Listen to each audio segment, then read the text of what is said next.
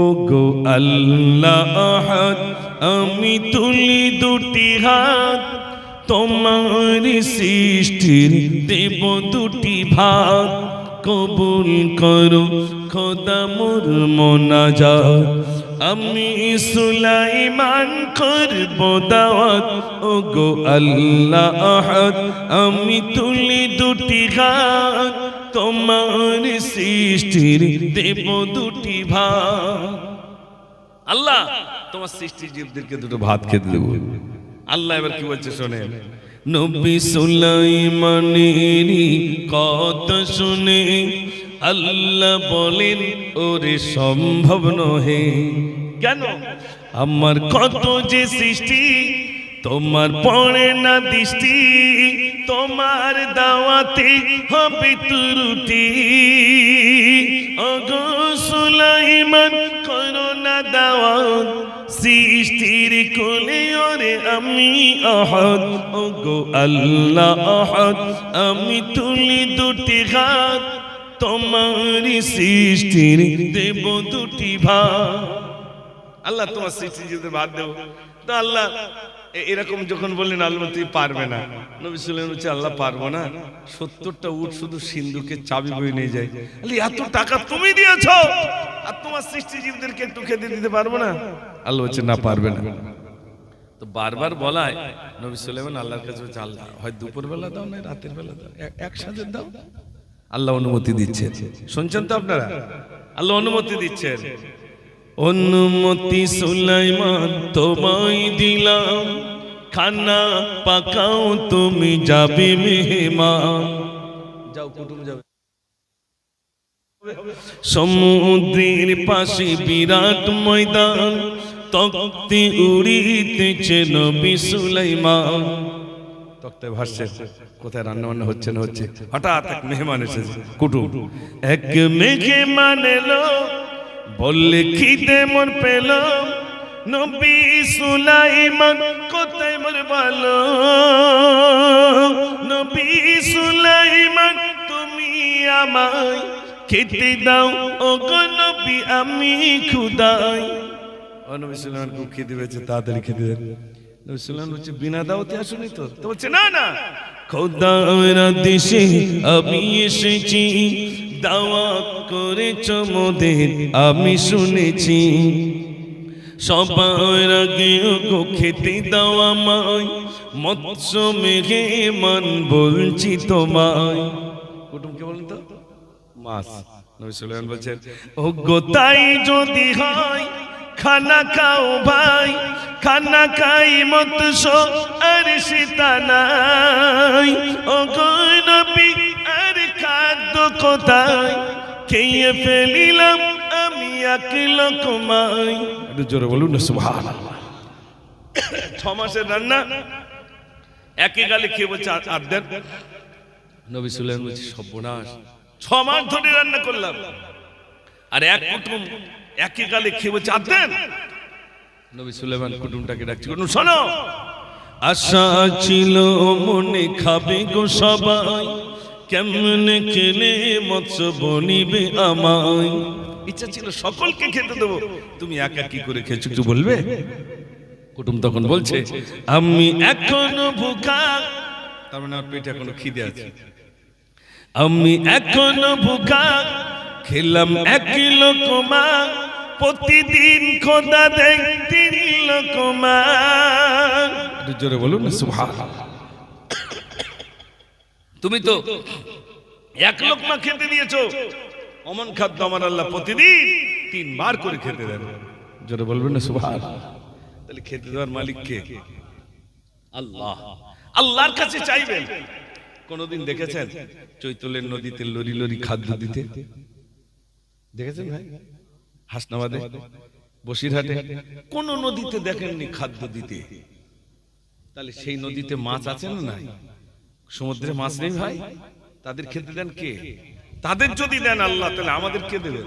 নদীতে মাঝি পাল তুলে যায়, আমরা সকলে আছি রোজায়, আজানের আওয়াজ শুনতে কি পাই, বেলা গেল রাত হলো কিনারা কোথায়, নদীতে মাঝি পাল তুলে যায়, নদীতে একা একা বসে ফিরব কবে আমি দেশে, নদীতে এমন হাওয়া হবে না আমার যাওয়া, পালতন খুঁজি চলো কিনারা কোথায়, গাছপালা যেথায় আছে রাখবো সেথায়, খোলা জল নেই কল রাখবো কোথায়,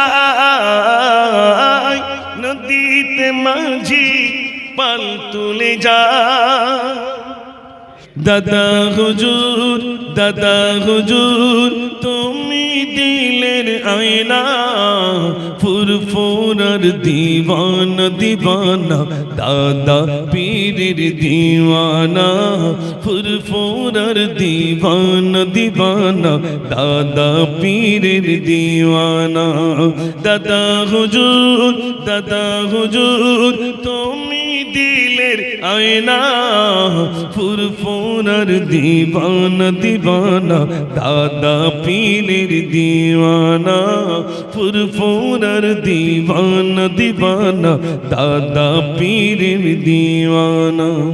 তোমার তরিকায় আজো কত মানুষ পাই দিশা, মিটে যায় পীর প্রেমিকদের মনের তৃষা, তোমার তরিকায় আজো কত মানুষ পাই দিশা, মিটে যায় পীর প্রেমিকদের মনের তৃষা।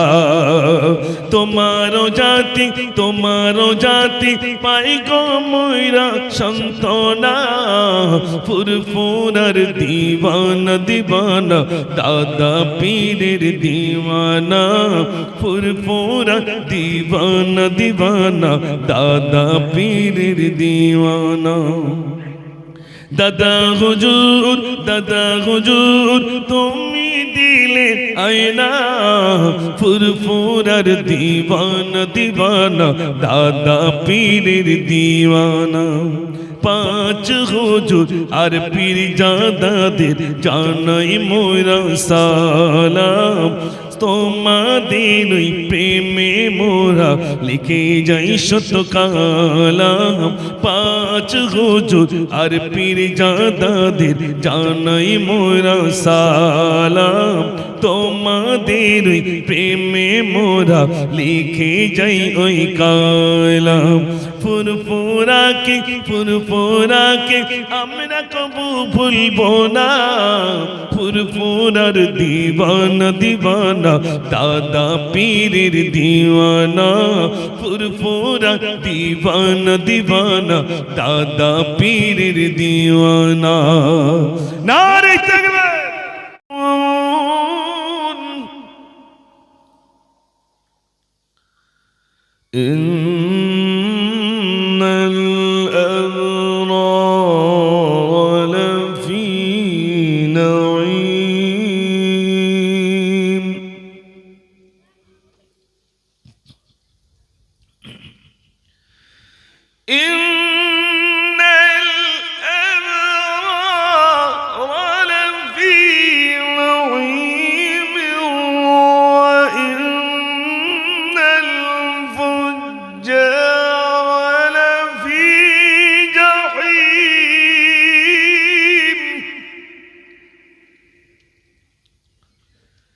يصلونها يوم الدين وما هم عنها بغائبين.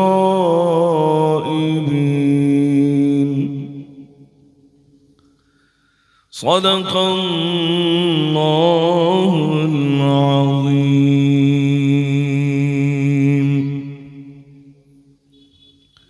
نحمده ونستعينه ونستغفره ونعوذ بالله من شرور أنفسنا ومن سيئات أعمالنا من يهده الله فلا مضل له ومن يضلله فلا هادي له ونشهد أن لا إله إلا الله وحده لا شريك له ونشهد أن سيدنا وحبيبنا وسندنا ومحبوبنا ومرشدنا ومولانا محمدا عبده ورسوله أرسله بالحق بشيرا ونذيرا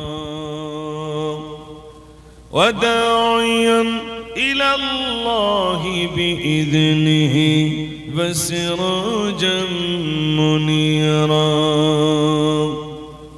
فقد قال الله تبارك وتعالى في كلامه المجيد وفي الفرقان الحميد إن الله وملائكته يصلون على النبي يا أيها الذين آمنوا صلوا عليه وسلموا تسليما اللهم صل على مولانا محمد وعلى آل سيدنا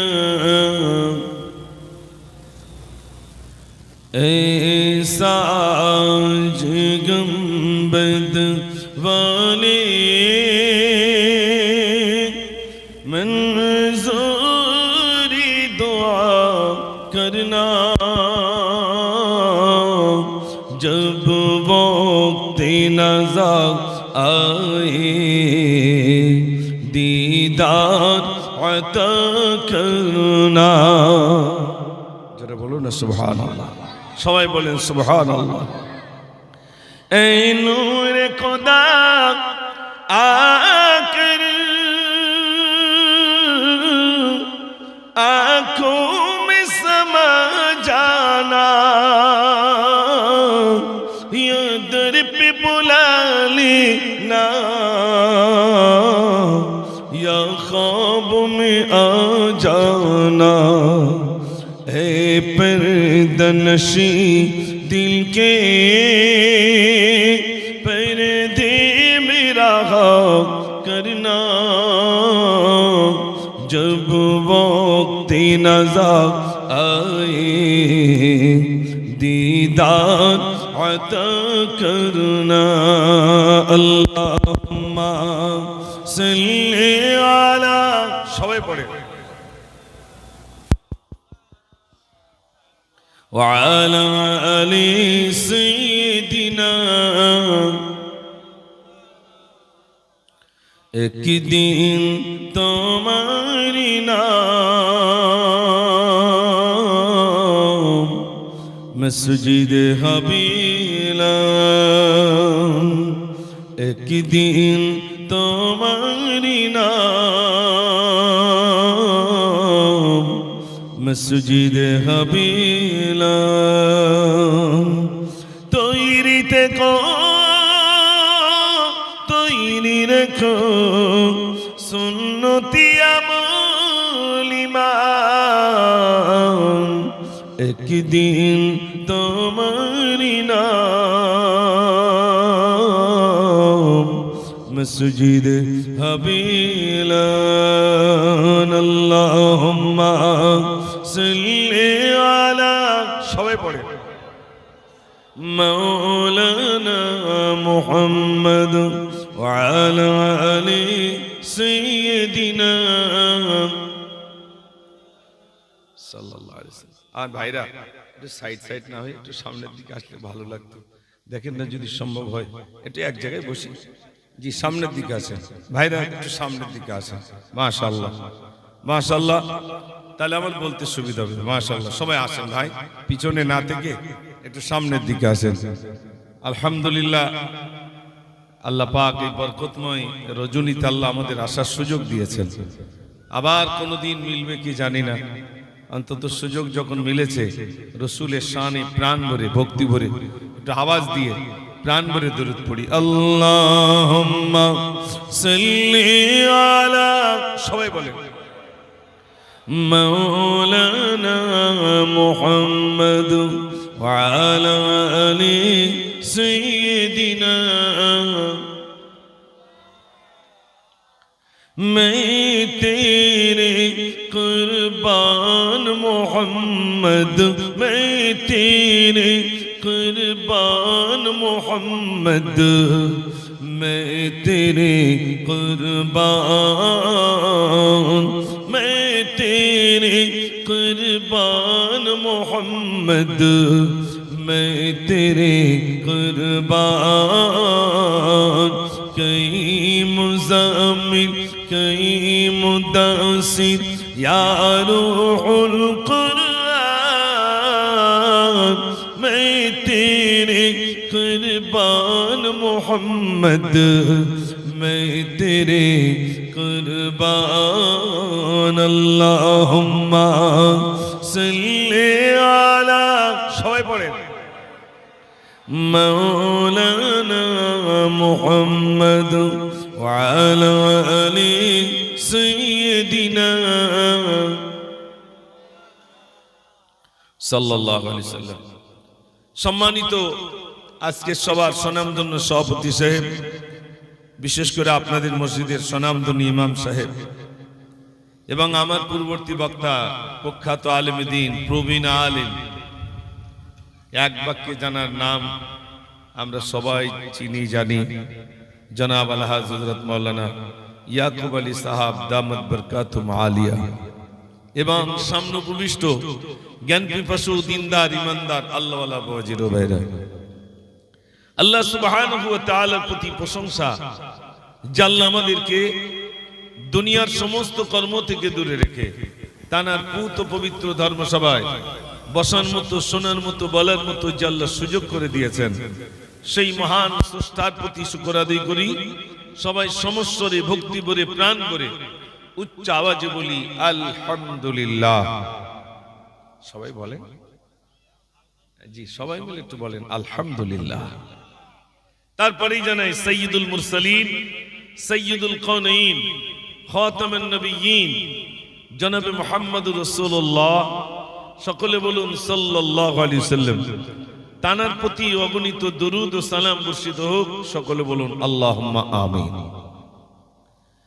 আমি অনেক দিন পর আপনাদের এলাকায় এসেছি, যদি এখানে কোনোদিনই আসেনি বলতে আশেপাশে আল্লাহ পাক এনেছেন, খুব বেশি আশাও হয় না।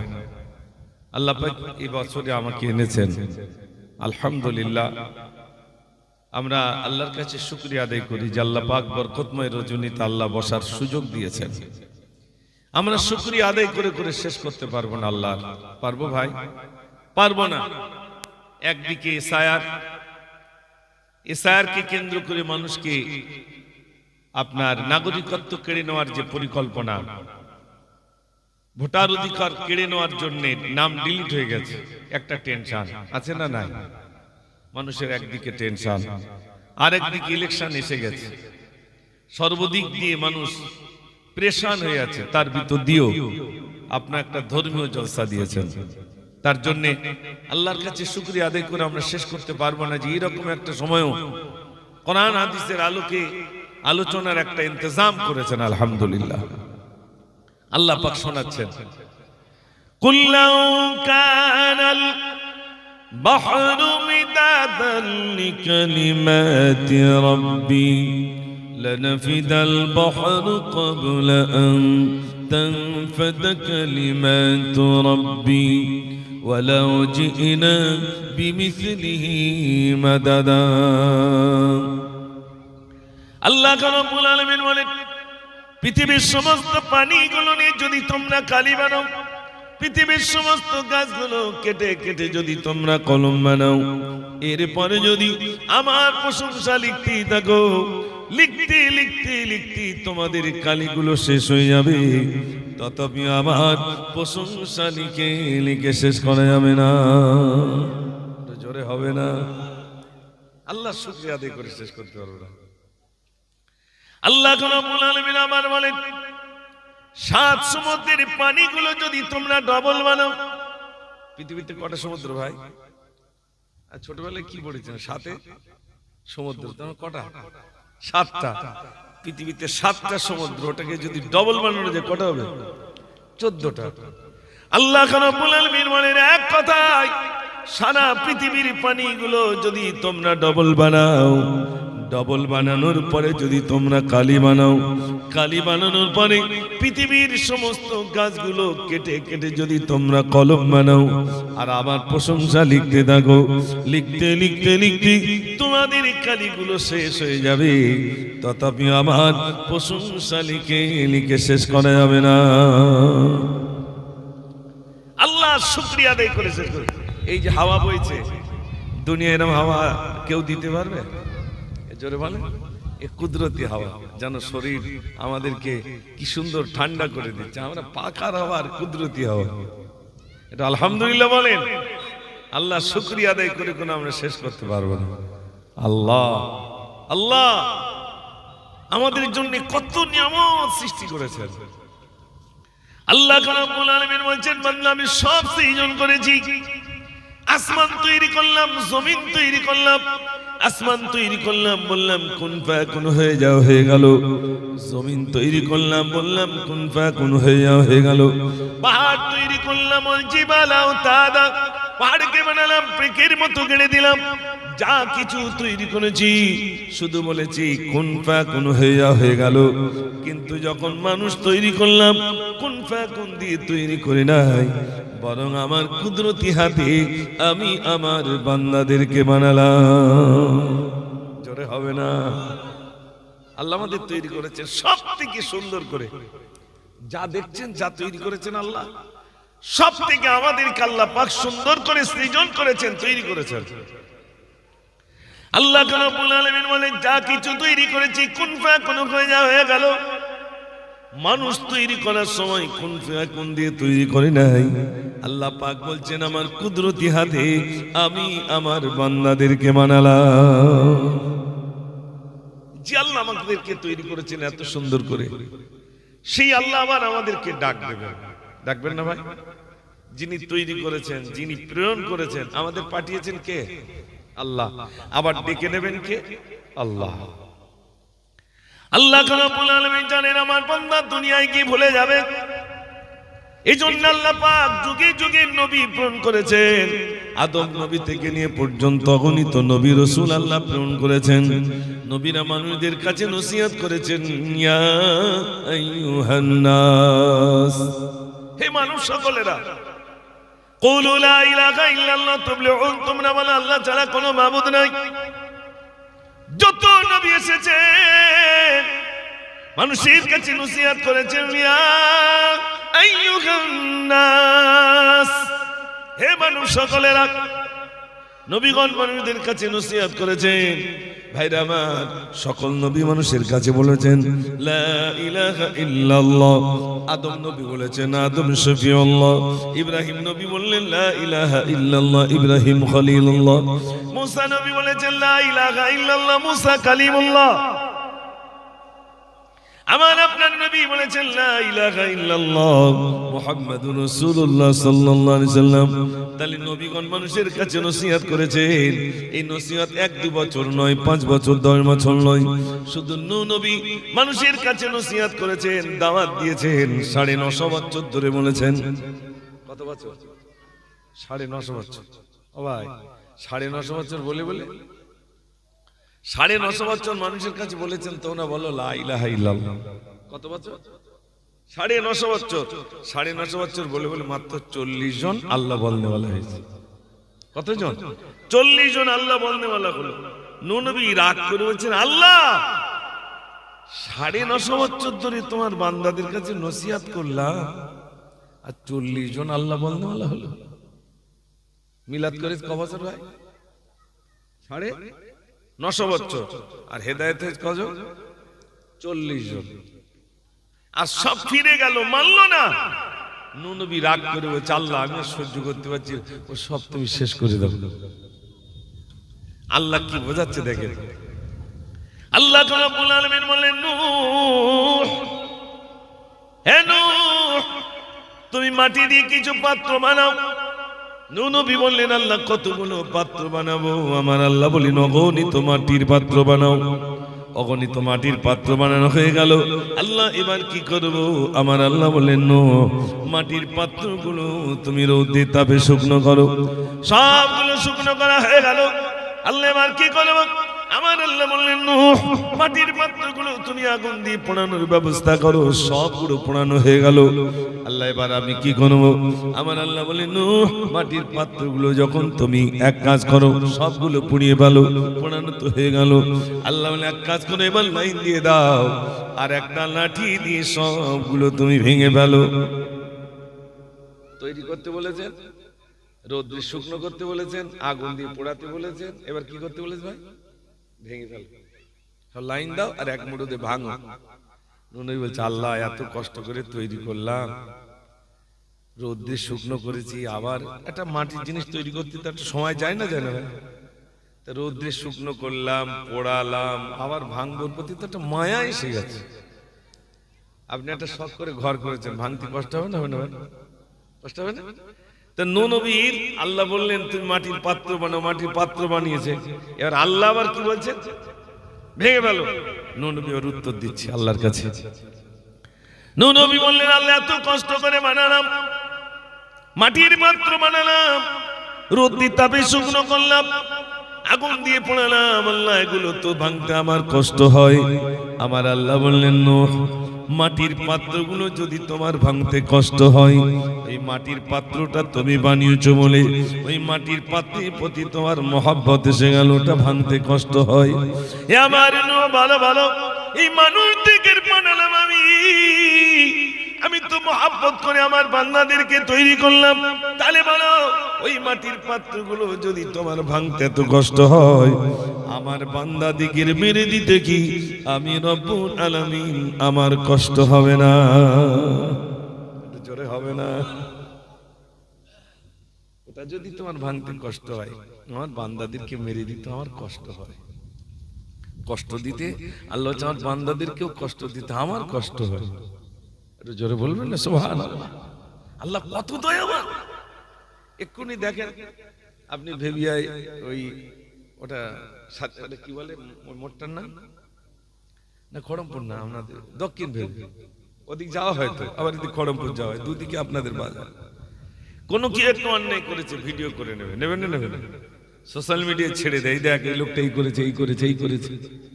আর সত্য কথা বলেন, আমরা তো এত অন্যায় করি, আল্লাহ কোনোদিন মানুষের দেখিয়ে দিয়েছে যে ও এই করেছে? আমি যে অন্যায় করি, আল্লাহ যদি এখন এই কাপড়ে দেখাতে পারেন না, পারেন না? এখান থেকে যেমন রিলে হয়ে অন্য জায়গায় দেখাচ্ছে না, আল্লাহ দেখাতে পারে না? তখন আপনারা বললেন, ও ভাই তুমি নিচে এলাও। আমি বলবো, কেন? তোমার সব পিছনে দেখা যাচ্ছে। আল্লাহ বলছে, আমি তা করি না আমার হাবিবের খাতিরে। একটু জোরে বলুন না সুবহানাল্লাহ। আল্লাহ বলছেন, আমি তা করি না, আমি গোপন রেখে দিই। আমার বান্দা কখন আমাকে ডাকবে, যেই না আমাকে ডাকে, আমি আল্লাহ আমার বান্দার ডাকে সাড়া দিয়ে দিই। একটু জোরে বলুন না সুবহানাল্লাহ। এই জন্য আমি আলোচনা প্রারম্ভে আর একবার একটু আওয়াজ দেখতে চাই। এই যে কজন আছেন একবার তাকবীর দেন তো, নারে তাকবীর, সবাই মিলে দেন নারে তাকবীর। মাশাআল্লাহ আমার ভাইরা, আল্লাহ রাব্বুল আলামিন। আমি তো অনেক সময় এই গজলগুলো বলি, অনেক জায়গায় বলি, মাঝে মাঝে। বসো ভাই, বসো, না বসলে কি করে? বসো। আল্লাহ তোমায় আমি ভুলেছি, ভুলেছি তোমার ওই ঘর, জানি আমি মরিলে আসবে সজন সবাই সেদিন হবে পার। আল্লাহ তোমায় আমি ভুলেছি, ভুলেছি তোমার ওই ঘর। আমাদের একটা রোগ আছে কি জানেন, ডাক্তারখানায় কি খুব ছটফট করে, ডাক্তার অবস্থা খুব খারাপ, তাড়াতাড়ি দেখো তাড়াতাড়ি দেখো। ডাক্তারের কাছে নিয়ে গেছিলাম, সঙ্গে সঙ্গে রোগ সেরে যাবে, তাই তো নাকি ভাই? আল্লাহ না সারালে সারবে, কিন্তু ডাক্তার চেষ্টা তো করবে। কি চেষ্টা? তার সময় দিতে হবে, স্যালাইন দেবে, তারপরে ইনজেকশন মাঝে মাঝে পুশ করবে, তারপরে আবার সময় দিতে বলবে ভাই 72 ঘন্টা ছাড়া এই রোগী উঠতে পারবে না, এটা দেবে না দেবে না।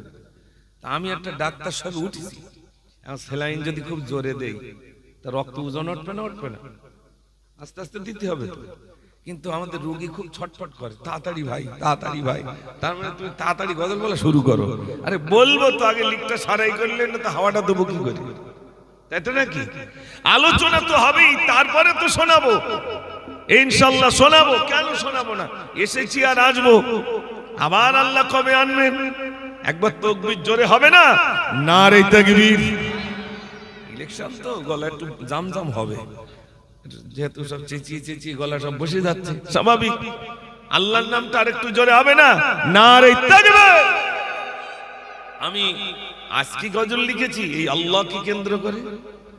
এই ভোলা মন শুনবে কখন স্রষ্টার হুকুম, সব সকল সৃষ্টি তাসবিহ জপে, সৃষ্টি জাগার সব। এই ভোলা মন শুনবে কখন স্রষ্টার হুকুম, সব সকল সৃষ্টি তাসবিহ জপে, সৃষ্টি জাগার সব। তুমি কি ভেবেছো কার ইশারায় এসেছো দুনিয়াতে? নাপাক পানিতে করেছে তোমায় তাগর হুকুমাতে। মানবে হুকুমত পাইবে গুনাজাত, শান্তি পাবি দুনিয়াতে।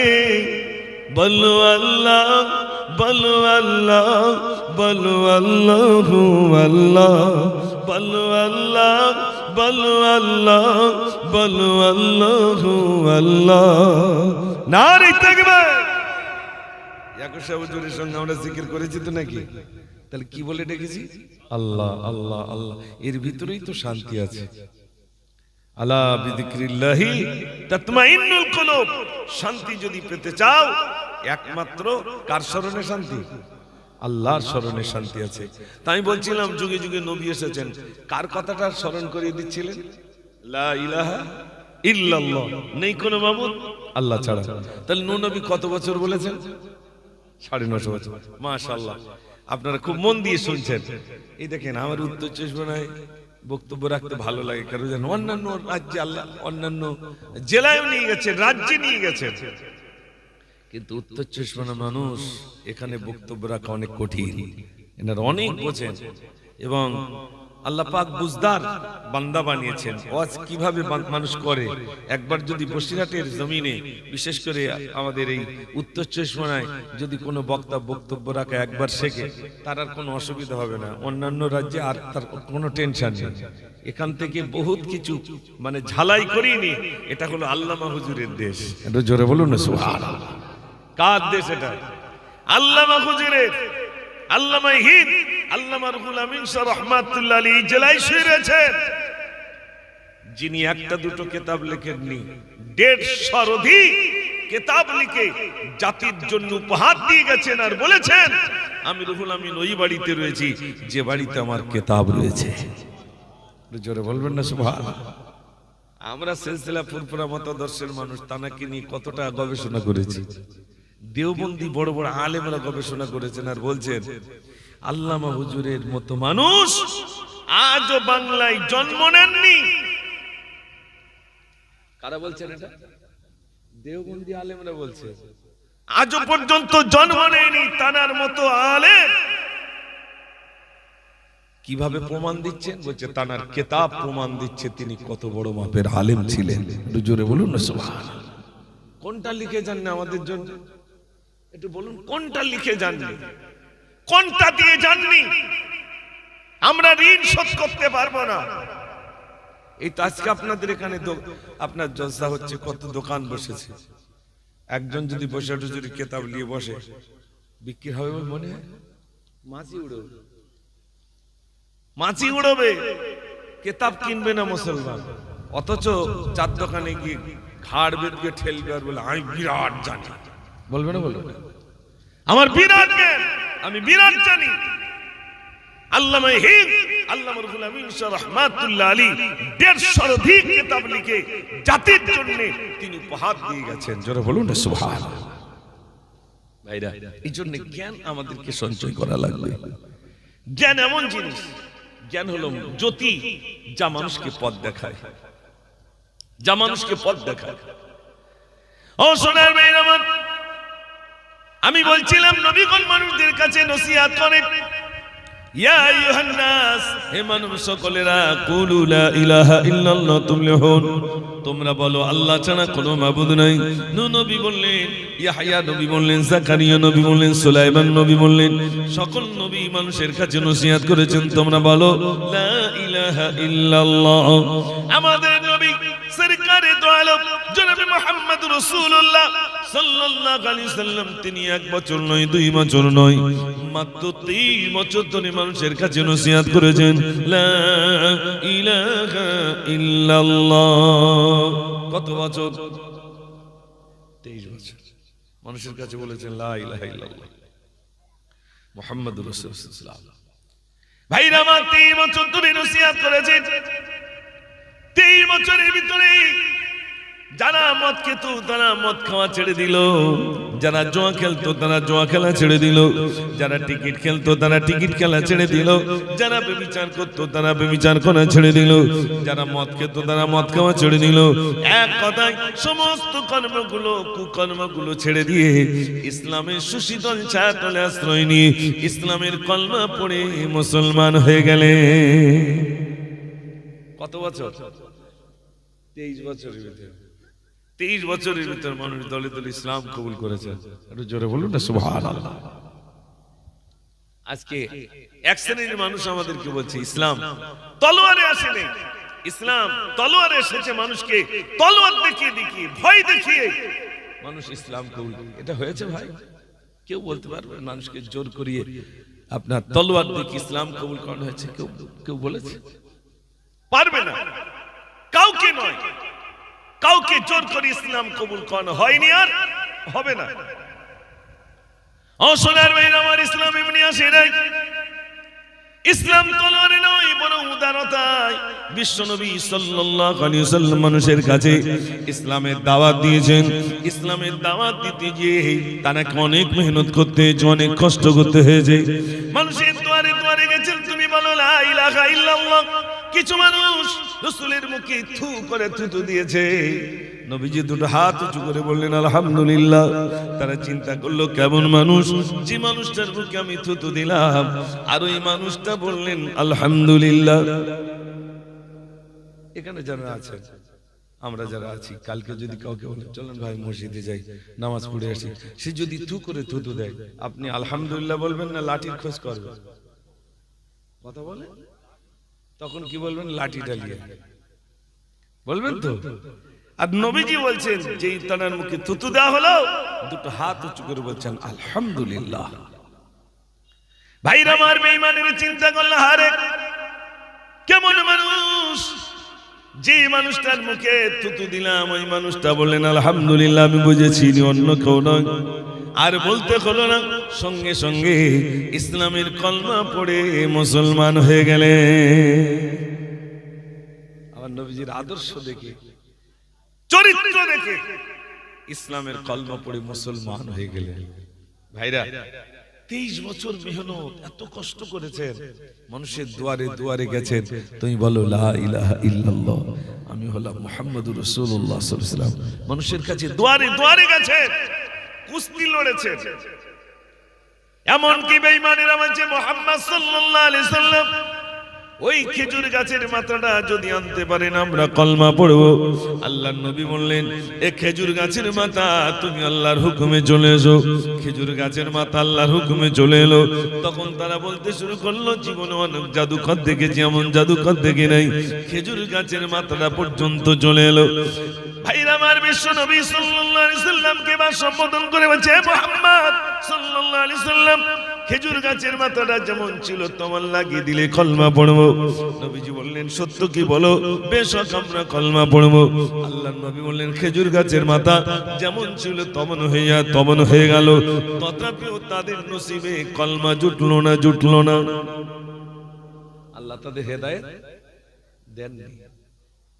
অথচ নবীজি মক্কায় রয়েছেন, আর যখন দারুন নাদওয়ায় মিটিং হচ্ছে, মুহাম্মাদের কল্লা কাটবে কি বল, খাপ থেকে নাঙ্গা তলোয়ার বার করেছিল, কে বলেন তো, জোরে বলেন। সঙ্গে সঙ্গে ওমর বলে, আমি চালাবো, মুহাম্মদকে আমি গিয়ে কতল করিব। প্রতিমধ্যে নঈম ভাইয়ের সাথে দেখা হয়, ঘরের কথা শুনে ওমর আগুন হয়। রাস্তা দিয়ে যাচ্ছে, হযরত নঈমের সঙ্গে দেখা। ওমর, কোথায় যাও? বলে, মুহাম্মদ সাল্লাল্লাহু আলাইহি ওয়াসাল্লাম কল্লা কাটতে যাই। ছি, ছাগল চানা ধরতে, ওই আবার ধরতে পারবো না। ছাগল চানা ধরতে গেলেন, ধরতে পারলেন না। তলোয়ার নিয়ে, যাই নই, তুমি বুঝি ইসলাম কবুল করেছো? আমাকে শাসন করছো? তুমি বাড়িতে গিয়ে দেখো, তোমার বোন ফাতেমা আর তোমার দুলাভাই সাঈদ দুজনই ইসলামের কলমা পড়ে মুসলমান হয়ে গেছে। জোরে হবে না? ওমর বলছেন, আমার বোন বোনায় কলমা পড়ে, তার মানে আগে ওইটা সাইজ করে আসি, দাঁড়া। তলোয়ার নিয়ে ছুটে গিয়ে ফাতেমার ঘরে, তলোয়ার নিয়ে ছুটে গিয়ে ফাতেমার ঘরে, দেখে তার দুজনই কোরআন পড়ে। ওমর গিয়ে বেতন মেরে যায়, ওমর গিয়ে বেতন মেরে যায়। বোন বলছে, ভাই তুমি যতই মারো নবী ভুলি না। জোরে বলুন না সুবহানাল্লাহ। মেরে শেষ করে দিল। ইসলামের কলমা ভুলছি না, ভুলবো না, বলছি না, ভুলবো না। বোনকে পেটাই করতে একটু শান্ত হয়েছে। বোন বলছে, ভাই তুমি কি, ভাই বলছে, বোন তুমি কি পড়ছিলে বলো না। আমি যা পড়ছিলাম আগে পবিত্রতা অর্জন করতে হবে, তারপর পড়তে হবে। কোরআনে কারিমের আয়াতে কারিমা যে দেখালেন, ওমর পাগল হয়ে গেলেন। কোথায় আমার নবী, সেখানে যাব। যে কল্লা কাটতে যাচ্ছে সে এখন কার খোঁজে ছুটছে? নবীজির খোঁজে ছুটছে। ভাইরা আমার, পাগলের মতো ছুটছে। পাহাড় চূড়ায় হযরতে হামজা রাদিয়াল্লাহু তাআলা পাহারা দিচ্ছেন আর বলছেন, ইয়া রাসূলুল্লাহ, ওই ওমর আসে। ওমর যদি আপনার সঙ্গে সৎ ব্যবহার করে আমি ছেড়ে দেব, আর অসৎ ব্যবহার করলে আমি হামজা ওমরের কল্লা কেটে দেব। ইয়া রাসূলুল্লাহ, ওমর আসে, আমি আগে ওমরের সামনে চলে যাব, ওমরের তলোয়ারে আমি শহীদ হয়ে যাব। দ্বিতীয় জন ওমরকে ধরে নেবে। দ্বিতীয় জন যখন যাবে, ওমর যদি তাকে মেরে দেয়, তৃতীয় জন সামনে চলে যাবে। ইয়া রাসূলুল্লাহ, আপনাকে যেতে দেব না। যেহেতু ওমর যে রাস্তায় যায়, ওই রাস্তায় কে যায় না বলেন? শয়তান যায় না। ওমরের মতো রাগী মানুষ। ওই ওমর আসছে তলোয়ার নিয়ে। আল্লাহর নবী বলেন, ওরে ওমর সাহাবী, ওমর তলোয়ার নিয়ে আসছে, ওমরকে আসতে দাও। ওমর তলোয়ার নিয়ে আমার কল্লা কাটার জন্য আসবে না, বরং তার কল্লাটা আমার কদমে ছুপে দেবে। জোরে বলুন, কি কল্লা কাটবো? আসতে দাও, আমার সামনে আসতে দাও। ও সোনার ভাই আমার, ওমরের মতো মানুষ যে ওমর আল্লাহর নবীর কল্লা কাটার জন্য গিয়ে যাচ্ছিল, ওদিকে আবু জেহেল, আবু লাহাব, উতবা, শাইবা সবাই মিটিং করছিল, কখন ওমর কল্লা নিয়ে নেবে, কখন ওমর কল্লা নিয়ে নেবে। ওমরের মতো মানুষ, ও সোনার ভাইরা, আল্লাহর নবী সাল্লাল্লাহু আলাইহি ওয়াসাল্লামের হাতে হাত দিলেন। ইয়া রাসূলুল্লাহ, বেয়াদবি মাফ করুন ইয়া রাসূলুল্লাহ, আপনার কল্লা কাটার জন্য আমি এসেছিলাম। ইয়া রাসূলুল্লাহ, বেয়াদবি মাফ করুন, আমার ভুলে আমাকে ক্ষমা করে দেন, আমাকে ইসলামের কলমা পড়িয়ে দেন। হযরত ওমর ফারুক রাদিয়াল্লাহু তাআলা ইসলামের কলমা পড়ে নিলেন। আল্লাহর নবীকে বললেন, রাসূলুল্লাহ আমি চুপচাপ থাকা বন্ধ নই, চুপচাপ থাকা বন্ধ নই, আমি নারাই তাকবীর দিতে দিতে যাব। আবু জেহেল দেখুক, আবু লাহাব দেখুক, উতবা দেখুক, সাইবা দেখুক, আমি ইসলামের কলমা পড়ে মুসলমান হয়ে গেলাম। আমি চুপটি করে থাকা বন্ধ নই, আমি তাকবীর দিতে দিতে যাব। বেঈমানেরা দেখুক, আমি ওমর ইসলামের কলমা পড়ে মুসলমান হয়ে গেলাম। জোরে হবে না? বেঈমানেরা দেখুক, আমি ওমর ইসলামের কলমা পড়ে নিলাম। ও সোনার বেঈমান আমার, হযরত ওমর ফারুক রাদিয়াল্লাহু তাআলা ইসলাম কবুল করে নিলেন। আল্লাহর নবী সাল্লাল্লাহু আলাইহি ওয়াসাল্লাম বলেছিলেন, আল্লাহর কাছে দোয়া করেছিলেন, আল্লাহ ইসলামের জন্য ভাই আবু জেহেল নইলে ওমরকে, দুজনের একজনকে আল্লাহ তুমি ইসলামের ছায়াতলে আনো। আল্লাহর নবী দোয়া আল্লাহ কবুল করলেন। ভাই না আমার ওমরের মতো মানুষ ইসলামের ছায়াতলে আসলেন বটে, কিন্তু আল্লাহ পাক এত মর্যাদা দিয়েছেন, এত মর্যাদা দিয়েছেন যে ওমর আমার নবীর কল্লা কাটার জন্য এসেছিলেন। সেই ওমর আমার নবী পাকের পাশে শোয়ার সৌভাগ্য অর্জন করেছে। জোরে হবে না? জান্নাতের সুসংবাদ পেয়ে গেছেন, আবার আমার নবী পাকের পাশে শোয়ার সৌভাগ্য অর্জন করেছে। ও সোনার ভাইরা আমার, দ্বিতীয় খলিফা হযরত ওমর ফারুক রাদিয়াল্লাহু তাআলা, দ্বিতীয় খলিফা হযরত আবু বকরের পরে হযরত ওমর ফারুক রাদিয়াল্লাহু তাআলা খলিফার আসনে বসলেন। খলিফার আসনে যখন বসলেন, মসজিদে নবী শরীফে যখন তিনি ভাইরা আমার খুতবা পাঠ করছেন, বেঈমানেরা সামনে বসা ছিল, মেদ পেটে মারলো চুরি, সঙ্গে সঙ্গে হযরত ওমর পড়ে গেলেন। যেই না জমিনে পড়ে গেলেন, ছেলেকে ডাক দিলেন, ছেলে আব্দুল্লাহ, এ ছেলে আব্দুল্লাহ, শোনো শোনো বাবা শোনো, আমি হয়তো আর বাঁচবো না, তুমি তাড়াতাড়ি করে যাও, আম্মা জান আয়েশার কাছে চলে যাও। আম্মা জান আয়েশা যদি তার নির্বাচিত জায়গাটা আমাকে দেন, আমি ওমর আল্লাহর নবীর পাশে একটু শুতে পারবো, তুমি চলে যাও। ছেলে চলে গেলেন ছুটে ছুটে। ভাইরা আমার, আম্মা জান আয়েশা দরজার সামনে চলে গেলেন। আম্মা জান, আল্লাহর নবী সাল্লাল্লাহু আলাইহি ওয়াসাল্লামের পরম সাহাবা, মুহাব্বতের সাহাবা, আমার আব্বা জান হযরতে ওমর ফারুক রাদিয়াল্লাহু তাআলা তিনি বিদায় হয়ে গেছেন, হয়তো তিনি শহীদ হয়ে যাবেন। তিনি তানার পেটে ছুরি মারা হলো, তিনি পড়ে গেছেন। তিনি আমাকে পাঠিয়ে দিয়েছেন, আপনার নির্বাচিত জায়গাটা যদি আমার আব্বাকে দান করেন, তাহলে আমার আব্বা আল্লাহর নবীর পাশে একটু শুতে পারবে।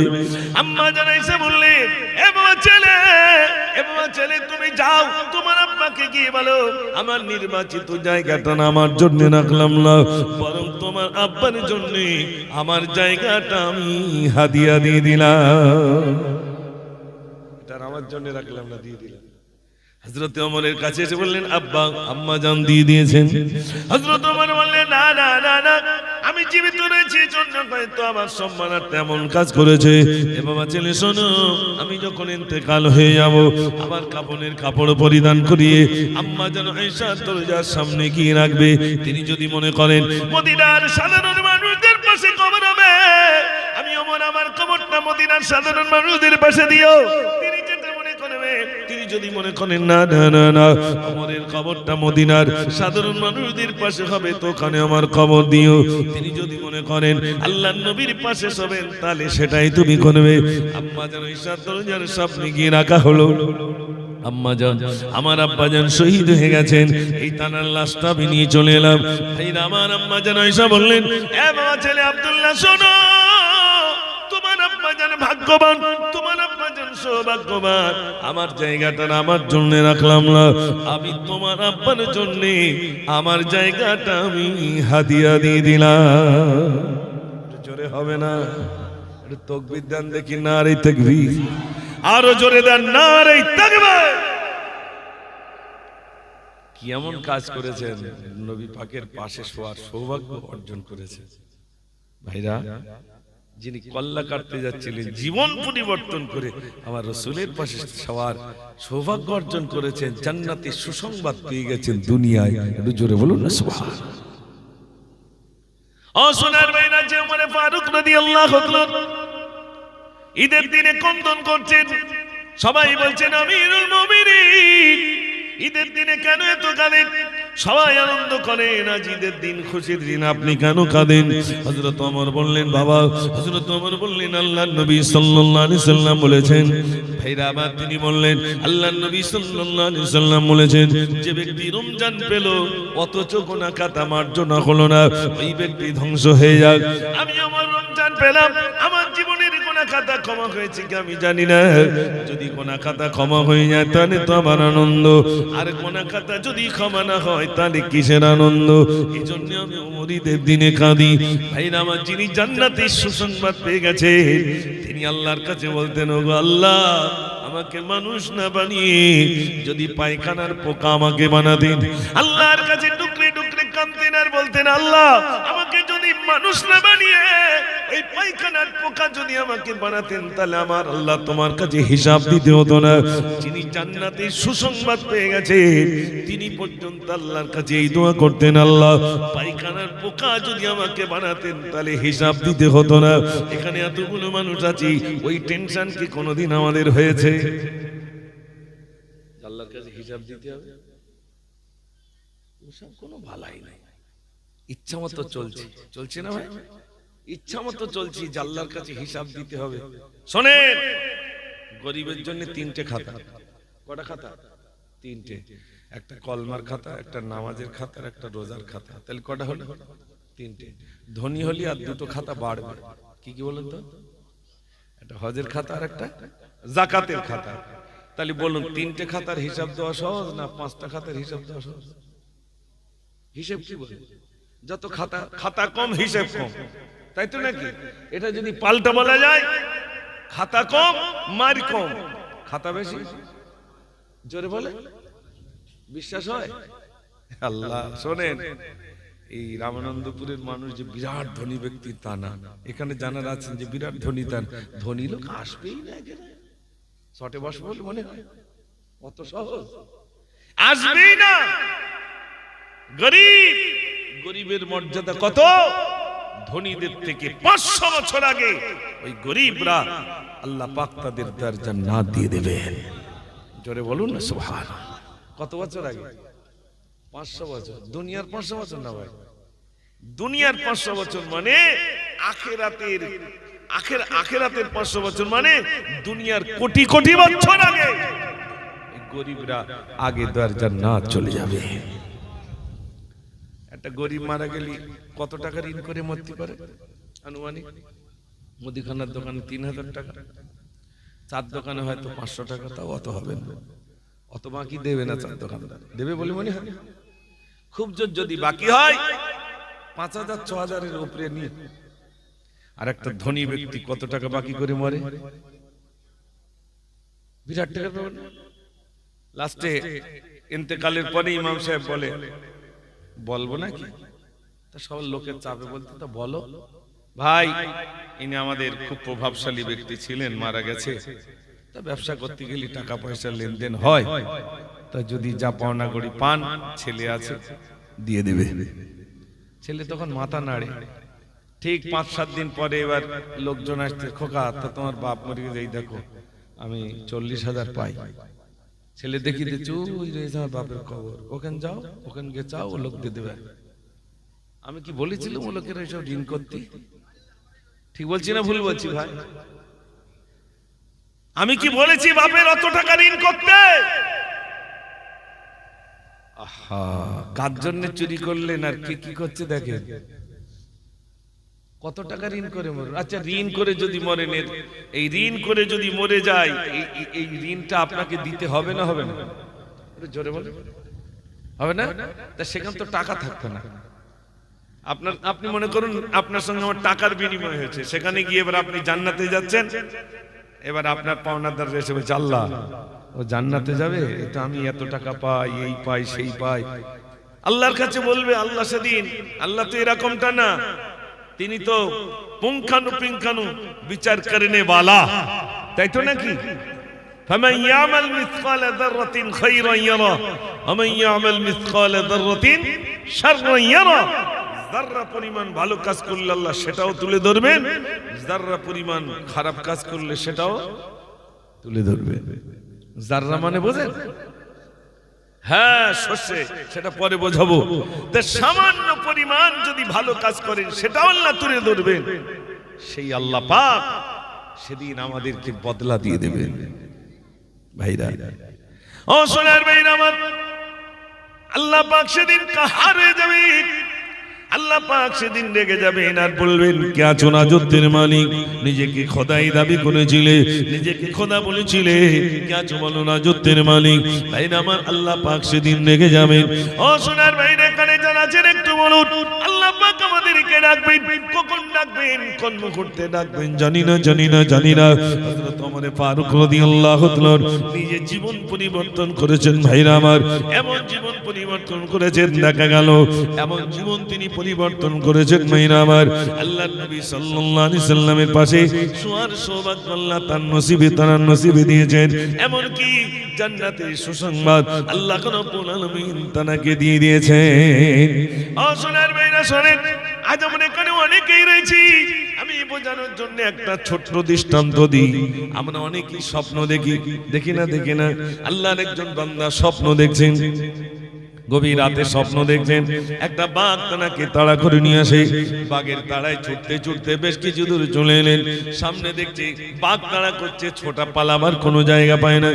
ছুটে গিয়ে দেখছে একটা দড়ি ঝুলছে, তাড়াতাড়ি করে দড়িটা ধরলেন। দড়িটা ধরে কি করলেন, দেখলেন নিচে একটা বিরাট গর্ত। ওই দড়িটা ঢিলা দিয়ে গর্তের দিকে লুকাতে শুরু করলেন। ভাইরা আমার, গর্তের ভিতরে ঝুলে রইল। এমন সময় নিচের দিকে তাকিয়ে দেখে বড় বড় সাপ পোকামাকড়। যে বাঘটা তাড়া করছিল, ওই বাঘটা গর্তের সামনে এসে বসে রইল। একদিকে বাঘ, উপরে বাঘ, আর নিচেই রইল সাপ। ভাইরা আমার, দড়িটাই ঝুলে রইল। সামনের দিকে তাকায়, কুয়ার ভিতরে একটা জায়গায় সুন্দর একটা মৌচাক রইল। ওই মৌচাকে শুধু মধু ভরা, মনে মনে হচ্ছে মধু খায়। দড়িতে ঝুলে রয়েছে, উপরে বাঘ, নিচে সাপ, মনে হচ্ছে আমি একটু মধু খাই। এমন সময় তাকিয়ে দেখে যে দড়িটাই ঝুলে রইলাম, ওই দড়িটা কাটার জন্য দুটো ইঁদুর চলে এলো। একটা সাদা ইঁদুর আর একটা কালো ইঁদুর। সাদা ইঁদুর কুরকুর করে দড়ি কাটে, আবার সাদা ইঁদুরের কাটা শেষ হলে আবার কালো ইঁদুর এসে কাটে। ভাইরা মানে এমন সময় কাটতে যেই না দড়িটা কেটে মারো, আর ওই মানুষটা যে ওই নিচের দিকে পড়ে যাবে, আর তার ঘুমটা ভেঙে গেল। ভাইরা আমার, জবরদস্ত আলিমের কাছে এসে বলছেন, হুজুর আমি স্বপ্ন দেখলাম। কি স্বপ্ন দেখেছো? বলছে একটা সাপ আমাকে একটা বাঘ আমাকে তাড়া করে নিয়ে আসছিল। বাঘের গায়ে ছুটতে সামনে গিয়ে দেখলাম একটা দড়ি ঝুলছে। ওই দড়িটা ধরলাম, নিচের দিকে যখন আমি লুকাতে শুরু করলাম, দেখলাম বিরাট বড় একটা গর্ত, নিচের দিকে বড় বড় সাপ, উপরে বাঘ, আর একটা মৌমাছির চাক আমি দেখলাম। তারপরে দুটো ইঁদুর দেখলাম, তারা আমার দড়ি কাটছে। দড়ি কি না কেটে দিল, আমি নিচেই পড়ে যাব, আমার ঘুমটা ভেঙে গেল। হুজুর বলুন কি স্বপ্ন আমি দেখেছিলাম?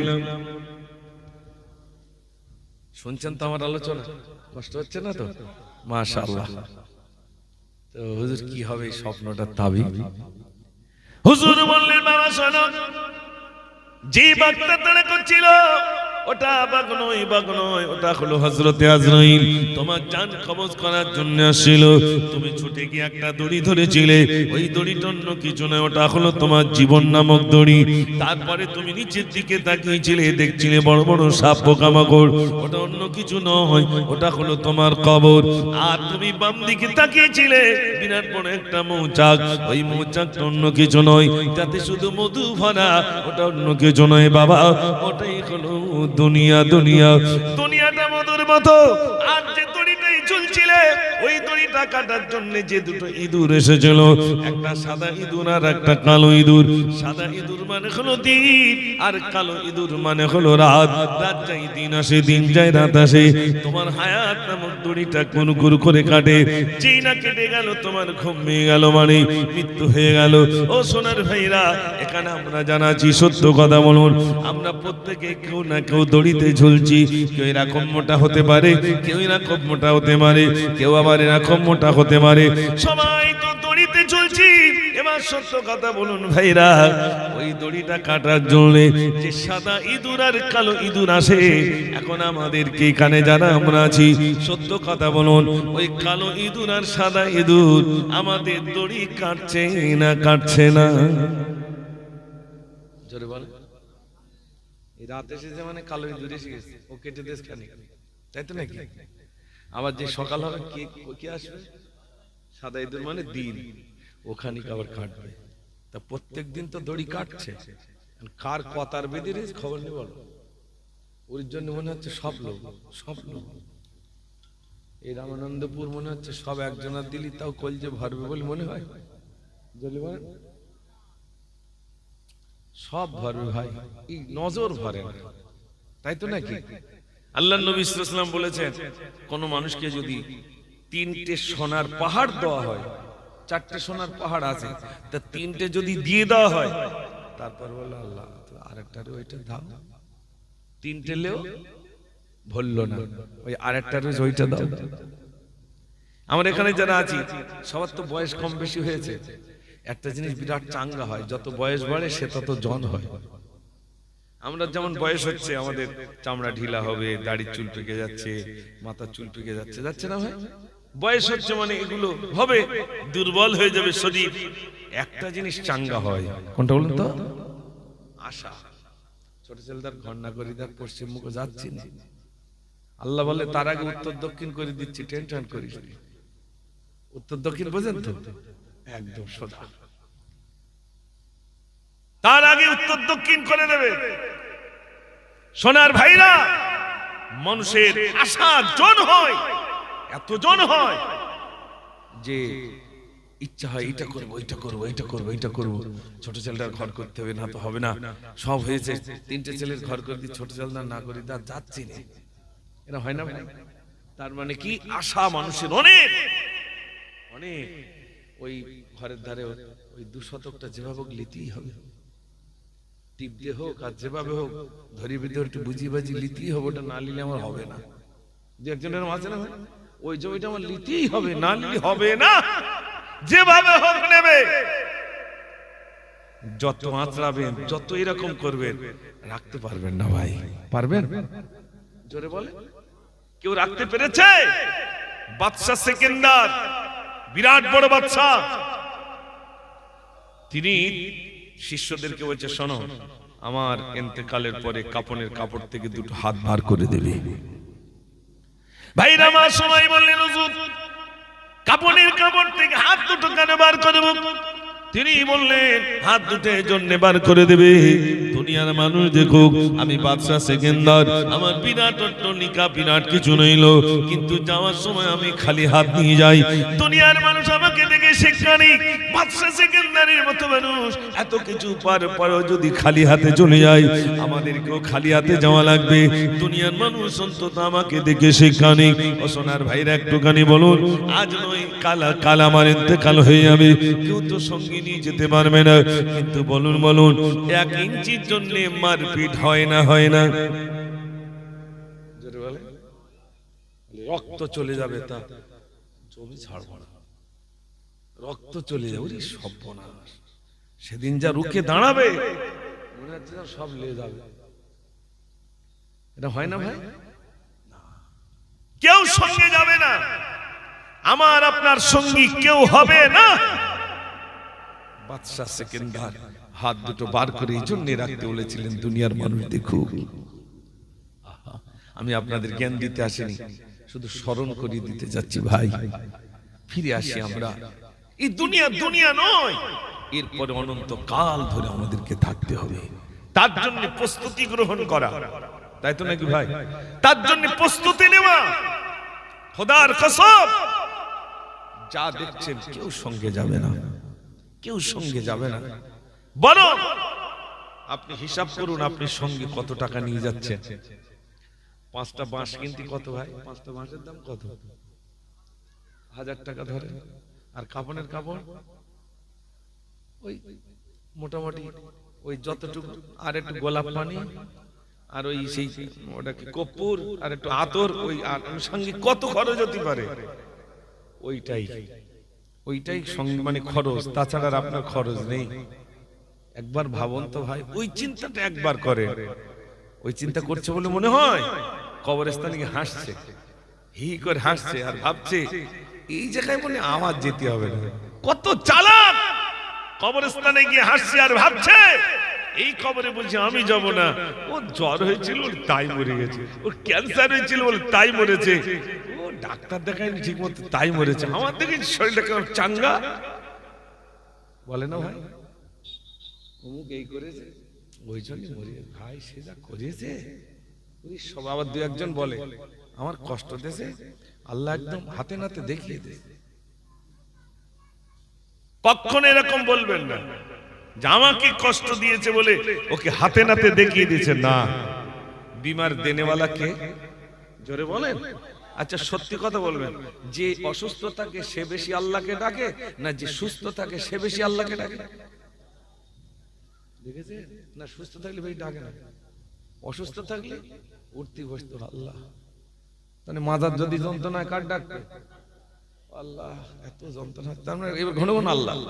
অসুস্থ হলেই আল্লাহ, আর সুস্থ হলে আল্লাহকে বেশি ডাকতে চায় না। এই জন্য আল্লাহ অসুস্থ করেন কেন? বান্দা আমাকে ডাকবে আর আমার বান্দার ডাকে আমি আল্লাহ সাড়া দিয়ে দেবো। জোরে বলো না সুবহানাল্লাহ। ও সোনার ভাইরা আমার, বিশ্বাস করুন এই দুনিয়া দুনিয়া নয়, এরপরে অনন্তকাল ধরে আমাকে আপনাকে থাকা লাগবে। সেদিন আমার কেউ সঙ্গী হবে না, মরেই দেখেন কেউ আমার সঙ্গী আপনার সঙ্গী হবে না, চলে যাওয়া লাগবে, চলে যাওয়া লাগবে। ও ভাইরা আমার, রমজানের মতো একটা মাস চলে গেল, তারপরে আমাদের জীবনে পরিবর্তন এলো না। জিলকদ ভাইরা আমার, এরপরে শাওয়াল মাস চলে গেল, এরপরে এলো জিলকদ, আসছে আমার জিলহজ। মানুষ হজ পাকে যাচ্ছে না, অলরেডি মানুষ যাতায়াত শুরু হয়ে গেল। ভাইরা আমার, হজ পাকে যাওয়ার জন্য তৈরি হয়ে গেল। ধনী ব্যক্তিদের জন্য হজ রইল, তবে শুনে রাখেন ভাইরা আমার, আমার আপনার হয়তো টাকা নাই, তবে আল্লাহ রাব্বুল আলামিন আমার আপনার জন্য উত্তম একটা জিনিস রেখেছেন। আপনি হজের সওয়াব কেমন করে পারবেন? ভাইরা আমার, বিরাট হজ করতে গেলে আপনার অনেক টাকা তো খরচ রইল। ও সোনার ভাইরা, হজের সওয়াব আপনি দুনিয়ায় পেয়ে যাবেন। ভাইরা আমার, আল্লাহর নবী সাল্লাল্লাহু আলাইহি ওয়াসাল্লাম আমাদের জন্য উত্তম জাযা, উত্তম জিনিস রেখে দিয়েছেন, কিন্তু আমরা সেগুলো দেখতে পাই না, আমরা যেতে পারি না। ও সোনার ভাইরা আমার, জিলহজ মাস হজের জন্য মানুষ তৈরি হয়ে গেছেন, একরকম যাওয়া শুরু হয়ে গেল। তার জন্য আমাদের যেমন প্রস্তুতি নিতে হয়েছে, মানুষ হজ পাকে যাবেন বলে প্রস্তুতি নিয়েছে। এই হজ পাকে যাওয়ার জন্য যে জায়গাটার নাম হলো আরাফাত, ওই আরাফাতে না অবস্থান করলে আপনার হজ হবে না। ও সোনার ভাইরা, হজের ভিতরে যে রুকনগুলো রয়েছে, ফরজগুলো রয়েছে, তার ভিতরে একটা ফরজ আরাফা, উকুফে আরাফা, আরাফাতে অবস্থান করা আপনার ফরজ। ভাইরা আমার, সেই আরাফাতে যখন মানুষ থাকে আল্লাহর কাছে রোনাজারি করে আর কাঁদে আর বলে আল্লাহ অনেক অন্যায় করেছে, আল্লাহ তুমি ক্ষমা করো। বিশ্বাস করুন, সন্তান মারা গেলে মানুষ এত কাঁদে না, বাপ মারা গেলে অত মানুষ কাঁদে না। মানুষ এত ক্রন্দন করে নিজের গুনাহের জন্য, আরাফাতের জমিনে দাঁড়িয়ে দাঁড়িয়ে কাঁদে, আর প্রসারিত করে কাঁদে, আল্লাহর কাছে রোনাজারি করে। ভাইরা আমার, পৃথিবীর যত মানুষ তার নিজ নিজ ভাষায় কাঁদে, আল্লাহর কাছে রোনাজারি করে। আল্লাহ রাব্বুল আলামিন সেই সময় ফেরেশতাদেরকে সম্বোধন করে বলেন, আমার ফেরেশতারা তোমরা সাক্ষী থাকো, তোমরা সাক্ষী থাকো, ওই সমস্ত বান্দা বান্দীদের জীবনের ত্রুটিগুলো আমি রব্বুল আলামিন ক্ষমা করে দিলাম। জোরে হবে না? আপনারা তো আরাফাতে গিয়ে কাঁদছেন, আমরা গরিব মানুষ, আমরা কোথায় গিয়ে কাঁদবো? আপনি আল্লাহর ঘরে গিয়ে কাঁদুন, দুটো হাত তুলে খালেস দিলে কাঁদুন, আল্লাহ ক্ষমা করে দেবেন। যিনি অন্যায় করেছি দুনিয়ার কেউ না জানলেও জানেন কে? আল্লাহ জানে, আল্লাহ জানে। আত-তাইবুন আল-আবিদুন, তওবা করি, ইবাদত করতে ওয়ালা, বেশি বেশি করে তওবা করা, আল্লাহর কাছে রোনাজারি করার বলা, রব্বুল আলামিন আল্লাহ আর জীবনে এমন অন্যায় করব না, আল্লাহ তুমি ক্ষমা করে দাও, আল্লাহ তুমি ক্ষমা করে দাও। আল্লাহ রব্বুল আলামিন ক্ষমা করে দেবেন। আল্লাহ রব্বুল আলামিন বলবেন, আমার বান্দা শোনো, তুমি অন্যায় করেছো, আমার কাছে ক্ষমা চাও। বান্দা বলে, আল্লাহ আমি কেমন করে ক্ষমা চাইবো? আল্লাহ বলে, বান্দা অন্যায় করেছো, তাহলে এক কাজ করো, তুমি চোখে পানি নিয়ে এসো। বান্দা বলে, আল্লাহ কেমন করে চোখে পানি আনলো? আল্লাহ আমার চোখে তো পানি আসে না। আমার আল্লাহ বলে, বান্দারে কাঁদতে যদি না পারিস, চোখের কোন একটুখানি মাছির মাথা পরিমাণ পানি নিয়ে আয়, আমি আল্লাহ ওই বাগানায় তোর জীবনে ত্রুটিগুলো আমি রব্বুল আলামিন ক্ষমা করে দেব। আল্লাহ ক্ষমা করে দেবে। দরুদ শরীফ পড়েন আল্লাহুম্মা সাল্লি আলা, সবাই পড়েন মাওলানা মুহাম্মদ ওয়া আলা আলি সাইয়্যিদিনা। মদিনার মাটি যদি পাই রাসূলুল্লাহ, সুরমা করে দেব বারবার। জোরে হবে না? মদিনার মাটি যদি পাই রাসূলুল্লাহ, সুরমা করে দেব বারবার। যদি যেতে নাহি পাই সোনার ওই মদিনায়, দিও দেখা স্বপ্নে ও গো রাসূলুল্লাহ, সুরমা করে দেব বারবার। মদিনার মাটি যদি পাই রাসূলুল্লাহ, সুরমা করে দেব বারবার। আল্লাহুম্মা সাল্লি আলা, সবাই পড়ে মাওলানা মুহাম্মদ ওয়া আলা আলি সাইয়্যিদিনা। ভাইরা, আলোচনা রাখছিলাম আল্লাহ পাক ক্ষমা করে দেবে, তাই তো নাকি ভাই?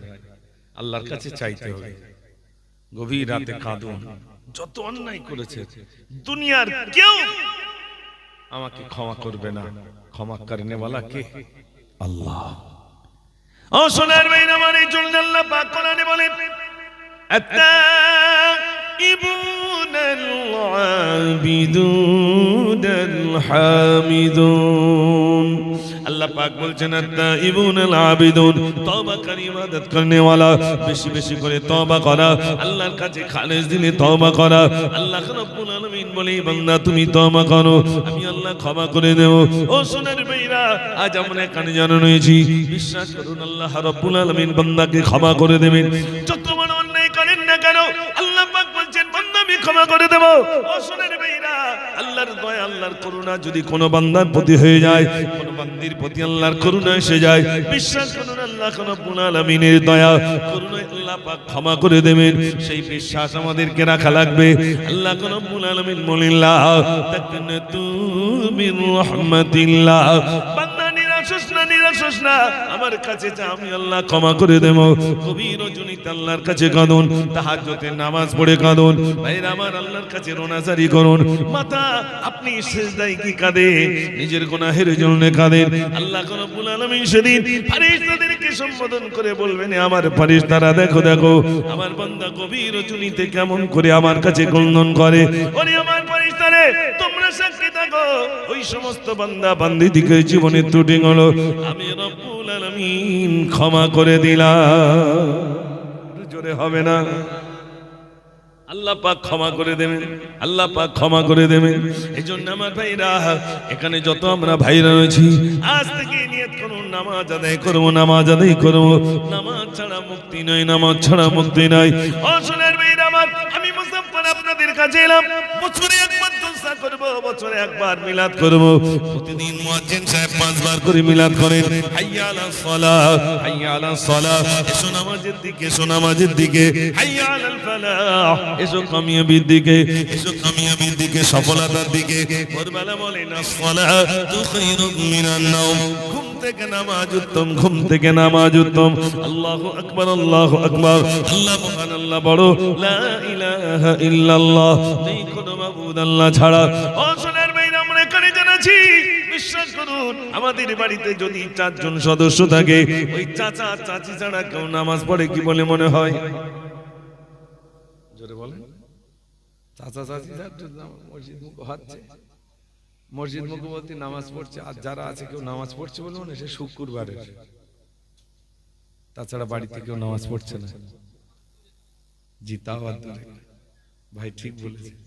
তারপর সব ব্যাগ দিয়া, আর আল্লাহ হুজুর লিখেছে যদি কেউ আখিরি যখন নামাজ না পড়ে, বছরে কত টাকা নামাজ তার জীবনে ছেড়ে যাবে? একবার ভেবেছেন? 52 ওয়াক্ত নামাজ আপনার জীবন থেকে চলে গেল। 1 ওয়াক্ত নামাজ নামাজ যদি কেউ ইচ্ছাকৃত ছাড়ে 80 হুকবা জাহান্নামে পড়া লাগবে। কত হুকবা? 1 হুকবার হিসাবটা দেই, 80 হুকবার 1 হুকবার হিসাবটা দেই। 1 হুকবা সমান হলো 2,88,00,000 বছর হলো 1 হুকবা। তাহলে 80 হুকবা জাহান্নামে পড়া লাগবে। ও সোনার ভাইরা আমার, 80 হুকবা জাহান্নামে পড়া লাগবে। 1 ওয়াক্ত নামাজ যদি কোনো মানুষ ইচ্ছাকৃত ছেড়ে দেয় 80 হুকবা জাহান্নামে পড়া লাগবে। 1 হুকবা সমান 2,88,00,000 বছর হলো 1 হুকবা। ও সোনার ভাইরা, তাহলে এবার বলুন কত কোটি কোটি বছর আমাকে জাহান্নামে পড়া লাগবে? ও সোনার ভাইরে জন্য বলবো, হোশিয়ার হুজুর তানার ভাইরা আমার তানার কিতাবের ভিতরে তাসাউফ তত্ত্বের ভিতরে লিখেছেন, মানুষ যখন ইন্তেকাল হয়ে যায়, ভাইরা আমার ইন্তেকালের কিছু মুহূর্তে বোঝা যাবে কানপটিটা চেপে যাবে, গলার ভিতরে খড়খড়ানি আওয়াজ এসে যাবে, চোখের উপরে ঘোলাটে পর্দা এসে যাবে। তখন বুঝতে হবে আর হবে না, হবে না, হবে না। ওই মানুষটার মৃত্যুর সময় এসে যাচ্ছে। কেন কেন? তার কানপটিটা চেপে যাবে, গলার ভিতরে খড়খড়ানি আওয়াজ আসবে, চোখের উপরে ঘোলাটে পর্দা এসে যাবে। তখন বুঝতে হবে আর হবে না, হবে না। কেমন করে মুমিন বুঝতে পারবে? বসে রুজুনের কিতাবের ভিতরে লিখেছেন মুমিন কেমন করে চিনবে? মুমিনের চিহ্ন হলো ইন্তেকালের পরে তার কপাল থেকে, তার চাওয়াল থেকে খাম খাম হবে আর নাকের মাথাটা হালকা ডান দিকে বেঁকে যাবে। তখন বুঝতে হবে ইনি হলেন প্রকৃত মুমিন। জোরে বলেন। মুমিনের চিহ্ন ইন্তেকালের পরে এখান থেকে খাম খাম হবে। আল্লাহ যেন আমাদের মুমিন হালতে মৃত্যু নসিব করেন, বলুন আমিন। মুমিন। ও সোনার ভাইরা আমার, রামানন্দপুরের মানুষেরা শুনে নামাজ পড়ুন, মসজিদের সঙ্গে সম্পর্ক রাখুন, 5 ওয়াক্ত নামাজ পড়ুন। 1 ওয়াক্ত নামাজ যেন জীবন থেকে না চলে যায়। ও সোনার ভাইরা আমার, 1 ওয়াক্ত নামাজ যেন না চলে যায়। তাকবীরুল্লাহ শহীদ নামাজ আদায় করুন। তাকবীরুল্লাহ শহীদ যদি নামাজ আদায় করতে পারেন, আল্লাহ পাক কবরের আযাব টানার জন্য ক্ষমা করে দেবেন।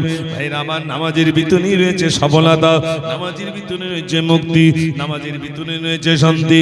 আজ আমাদের ভিতরে বেনামাজির ভাগ বেড়েছে না কমেছে? জোরে বলেন। বেনামাজির ভাগ বেড়েছে, নামাজি নাই।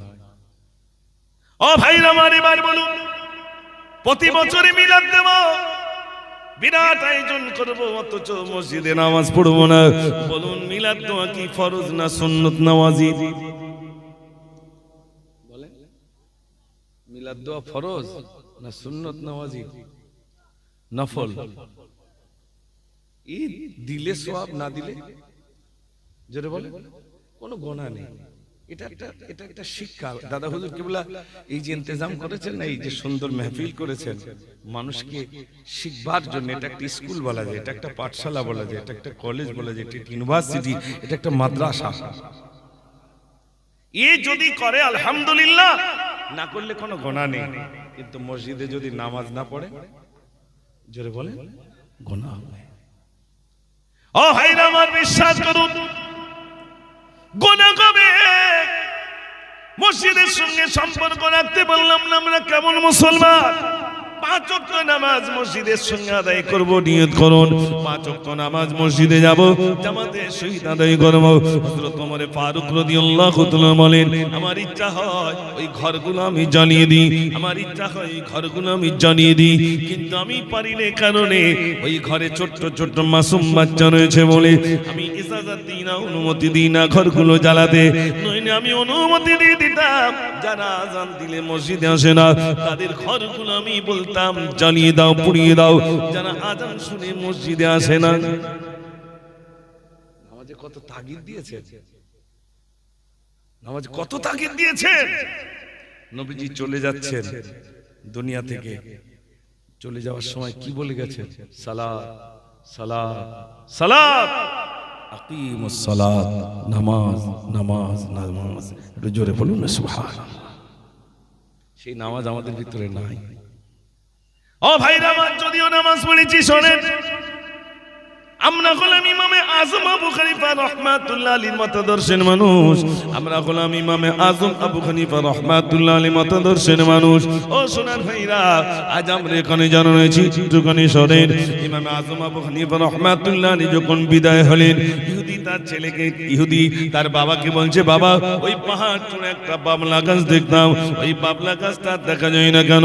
তিনি বললেন, বাবা ছেলে, ওটা বাবলা গাছ নয়, ওটা বাবলা গাছ নয়, ওটা হলো জামানার ইমাম ইমামে আজম আবু হানিফা। সারাটা রাত তিনি নামাজ আদায় করতেন। জোরে হবে না? সারা রাত ধরে নামাজ আদায় করতেন। মনে করছে বাবলা গাছ, ওটা বাবলা গাছ না, ওটা ইমামে আজম আবু হানিফা সারা রাত ধরে নামাজ পড়তেন। আর আমরা সারা রাত, আল্লাহর নবী বলেছেন সব থেকে বড় চোর। সাহাবারা জিজ্ঞেস করছেন, ইয়া রাসূলুল্লাহ সব থেকে বড় চোর কে? নবীজি বলেছেন সব থেকে বড় চোর ওই যে নামাজে ফাঁকি দেয়। সবথেকে বড় চোর কে ভাই? যে নামাজে ফাঁকি দেয়, ওই হচ্ছে বড় চোর। আর এখন আমরা নামাজে ফাঁকি দিচ্ছি না, দিচ্ছি না? নামাজের ভিতরে সেই একাগ্রতা নেই, ঠিক কি না? নামাজের ভিতরে সেই একাগ্রতা নেই। সুন্দর করে নামাজ পড়ে, নামাজ কেমন হবে শোনেন ভাইরা আমার। মানুষ নামাজ পড়ে এমনই নামাজ মনে করে আমার সামনে আমার আল্লাহ রাব্বুল আলামিন তিনি সব দেখছেন, সব দেখছেন। নামাজ তো এমন হবে, এই নামাজটা হয়তো আমার জীবনের শেষ নামাজ হয়ে যাবে। এশার নামাজটা আমি সুন্দর করে পড়বো, না জানি আবার ফজর পর্যন্ত জাগতে পারবো কিনা, ফজরে আবার আল্লাহ আমাকে ডেকে দেবেন কিনা, এটাই হয়তো আমার জীবনের শেষ নামাজ হয়ে যেতে পারে। অতএব সুন্দর করে আবার এই নামাজটা আমি পড়বো। ভাইরা আমার যখন ফরজ এসে যাবে, ফজরে যখন তার নসিবে জুটে যাবে, সে এমন ভাবে নামাজ পড়বে, মনে মনে করবে আমি যোহর পর্যন্ত হয়তো নাও বাঁচতে পারি, অতএব ফজরের নামাজটা আমাকে সুন্দর করে পড়া লাগবে। এই নিয়ত নিয়ে যদি কোনো মানুষ নামাজ আদায় করেন, বলুন বলুন বলুন, তার জীবনে কি আর নামাজের কোনো ঘাটতি হবে?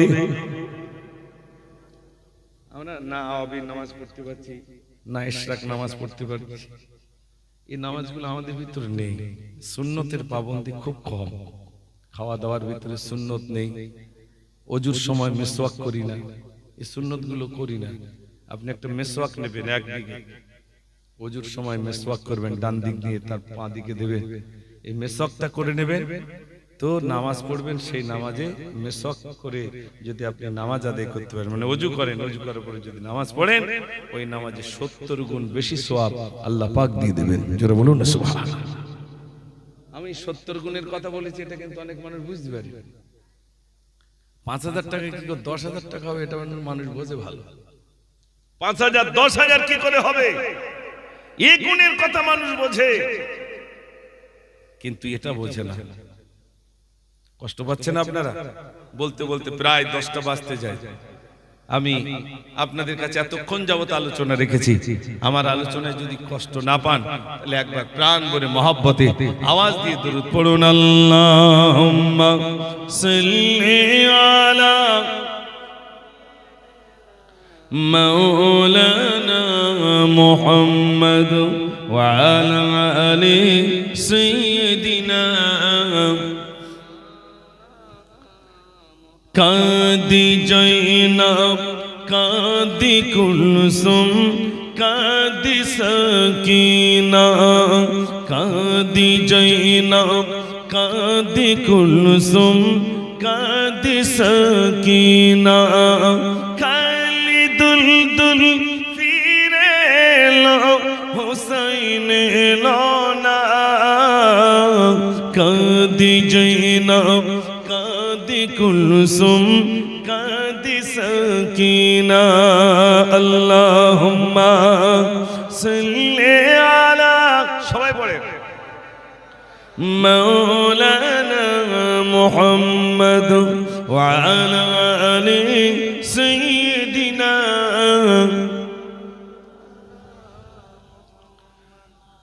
একদিন তোমারি নাম মসজিদে হবিলাম, একদিন তোমারি নাম মসজিদে হবিলাম। তৈরি থেকো উন্নতি আমল ঈমান একদিন তোমারি নাম মসজিদে হবে এলান আল্লাহুম্মা সাল্লি আলা সবাই পড়ে মাওলানা মুহাম্মদ ওয়া আলা আলি সাইয়্যিদিনা সাল্লাল্লাহু আলাইহি ওয়াসাল্লাম। আমার ভাইরা, আমাদেরকে এই জীবনে একটু ভাবুক হতে হবে, চিন্তা করতে হবে যে আল্লাহ পাক আমাকে পূরণ করেছেন, আল্লাহ আবার ডাকবেন, আমাকে তো চলে যেতে হবে, তার জন্য একটু প্রস্তুতি নেওয়া। আমরা কি প্রস্তুতি নিতে পেরেছি? ছোট্ট একটা দৃষ্টান্ত দিলে বুঝবেন। এখন তো ইলেকশন চলছে, এখন যদি এরকম হয় যে আমাদের দেশে যিনি প্রধানমন্ত্রী হবেন 5 বছর প্রধানমন্ত্রিত্ব করতে পারবেন, তারপরে সুদূর জঙ্গলে গিয়ে ওই আফ্রিকার জঙ্গলে ফেলে দেবো, কেউ আর দেশে প্রধানমন্ত্রী হবে বলে মনে হয়? হ্যাঁ না বলে? কেন বলুন তো? জানে জঙ্গলে ফেলে দেবে, ও বাঘে খেয়ে ফেলবে, ও আর প্রধানমন্ত্রী হব না। কিন্তু প্রধানমন্ত্রী তো হতেই হবে।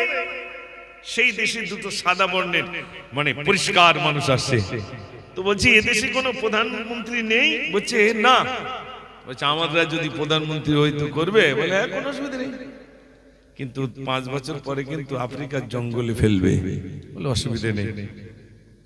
5 বছরের জন্য প্রধানমন্ত্রী পদে মানে তানাকে নাম লেখানো হলো, অর্থাৎ তানাকে প্রধানমন্ত্রী পদে বসানো হলো।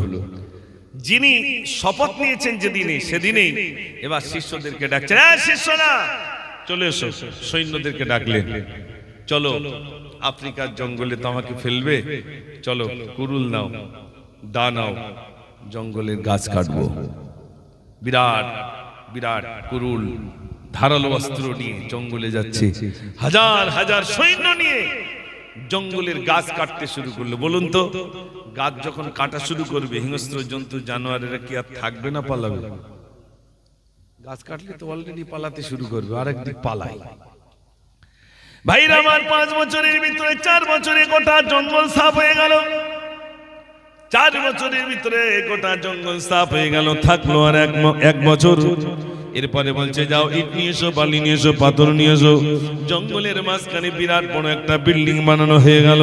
আর মাত্র 5 দিন বাকি রইল। একজন এসে বলছে বাদশাহ আপনা, ও আমাদের প্রধানমন্ত্রী মনে কি আছে? বলছে কি?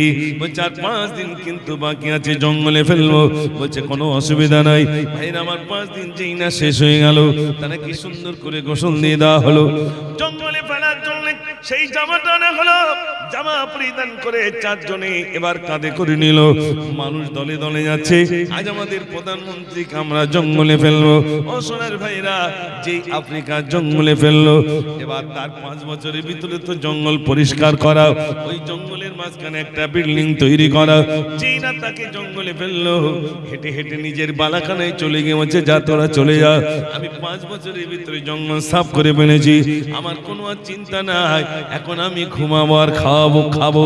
আপনারা বলুন, ওই মানুষটার কি আর কোনোদিন হিংস্র জন্তু জানোয়াররা খেতে পারবে? বলেন কেন বলেন তো? 5 বছরে কি করে ফেলেছে? জঙ্গল সাফ করে ফেলেছে। ও ভাইরা আমার, তাহলে এবার বলুন, জঙ্গল পরিষ্কার করেছে বলে, একটা ঘর তৈরি করেছে বলে, ওই ঘরে উঠে এসে জীবন যাত্রা করতে শুরু করলো। ঠিক তদ্রূপ আমরা একজন প্রধানমন্ত্রী পদে বসলাম। কেউ 50 বছর, কেউ 60 বছর, কেউ 70 বছর প্রধানমন্ত্রী পদে থাকবে। একদিন তার মৃত্যুটা হয়ে যাবে। ভাইরা আমার, গোসল দিয়ে দেবে, কাপড়ের কাপড় পরানো হবে, এবার কবর নামক জঙ্গলে গিয়ে ফেলবে।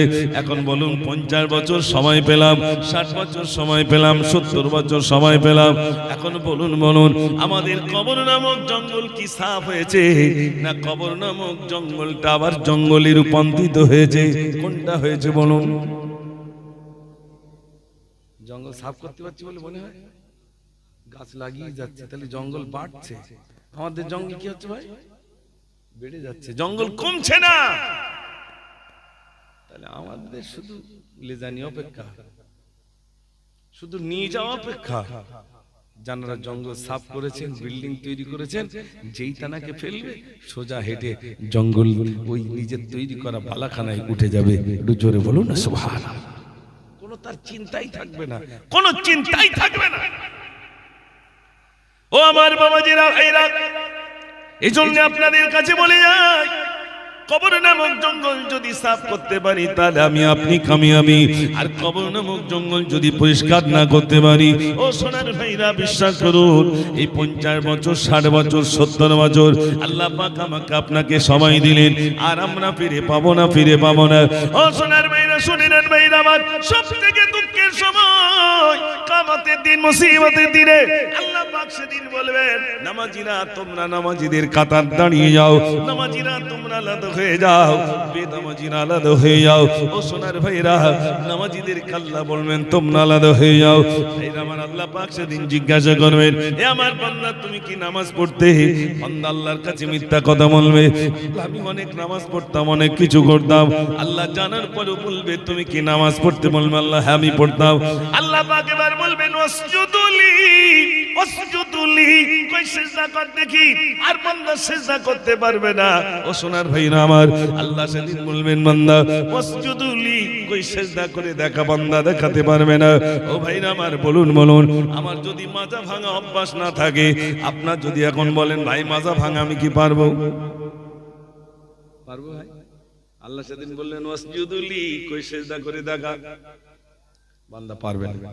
বান্দা সেদিন পারবে না, কোমর কাটকাট হয়ে থাকবে, বান্দা পারবে না।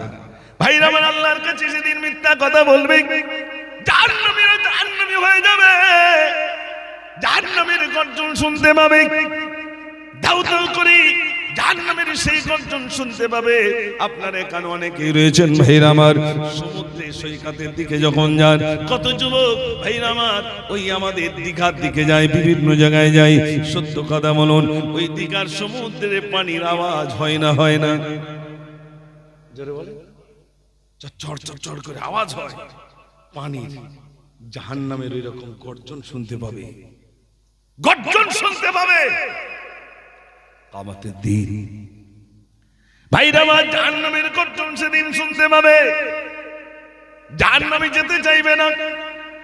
গ্রামে যখন দেখবেন কোন একজন আসামিকে যখন ধরতে আসে, আসামি হঠাৎ করে যেতে চায় না, যখন যেতে চায় না কোমরে দড়ি বাঁধে, বেশি কথা বললে পা হাতগুলো আবার পিছনের দিকে বাঁধে না, বাঁধে না। যে আসামি যত ভাইরা আমার সমস্যা করবে তাকে দমন করে বাঁধা হবে। ভাইরা আমার, জাহান্নামীদেরকে যখন নিয়ে যাওয়া হবে, জাহান্নামের আগুন দেখতে পাবে, ওই তো আমাদের ওই তো আমাদের ঠিকানা, ওখানে আমাদেরকে রাখা হবে। যেতে চাইবে না, যেতে চাইবে না। শিকল দিয়ে টেনে টেনে টেনে টেনে জাহান্নামের দরজার সামনে নিয়ে যাবে, বিরাট গেটের সামনে নিয়ে যাওয়া হবে। জাহান্নামের দারোয়ান জিজ্ঞাসা করবেন, দাঁড়াও তোমরা, দাঁড়াও দাঁড়াও, তোমরা কোন নবীর উম্মত উম্মতি বলো বলো। ও সোনার মেয়েরা, সেদিন জাহান্নামের দারোয়ানকে জিজ্ঞাসা করবে, জাহান্নামের দারোয়ান জিজ্ঞাসা করবেন তোমরা কোন নবীর উম্মত উম্মতি বলো। সেদিন বলবে আমরা বিশ্ব নবী সাল্লাল্লাহু আলাইহি সাল্লামের উম্মত উম্মতি। জাহান্নামের দারোয়ান আফসোস করে বলবে, আরে তোমরা বিশ্ব নবীর উম্মত উম্মতি হয়েছো, তারপরে জাহান্নামে কেমন করে এসেছো বলো। এই নবীর উম্মত হওয়ার সৌভাগ্য অর্জন করেছো, যে নবীর উম্মত হওয়ার জন্য নবীগণ পর্যন্ত কেঁদেছেন, সেই নবীর উম্মত হওয়ার সৌভাগ্য অর্জন করেছো, তারপরে জাহান্নামে কেমন করে এসেছো বলো। জাহান্নামের দারোয়ান পর্যন্ত আফসোস করবে। ভাইরা, এই জন্য আসুন ফিরে আসি, ফিরে আসি। যে পথে চলছি ওই পথে আমি আমার গন্তব্যস্থানে পৌঁছাতে পারবো না, আমাকে ওই জোয়ারে ভাসতে হবে, যে জোয়ারে ভাসলে আমি আমার গন্তব্যস্থানে পৌঁছাতে পারবো। সেই জোয়ারে আল্লাহ পাক যেন ভাষার তৌফিক দেন, বলুন আমিন। সব থেকে বড় জিনিস, আমরা এমন তরিকার উপরে রয়েছি, আমরা এমন মাযহাবের উপরে রয়েছি, সেটা হলো ইমাম আজম আবু হানিফা রাহমাতুল্লাহ আলাইহির মাযহাবের অনুসারী আমরা।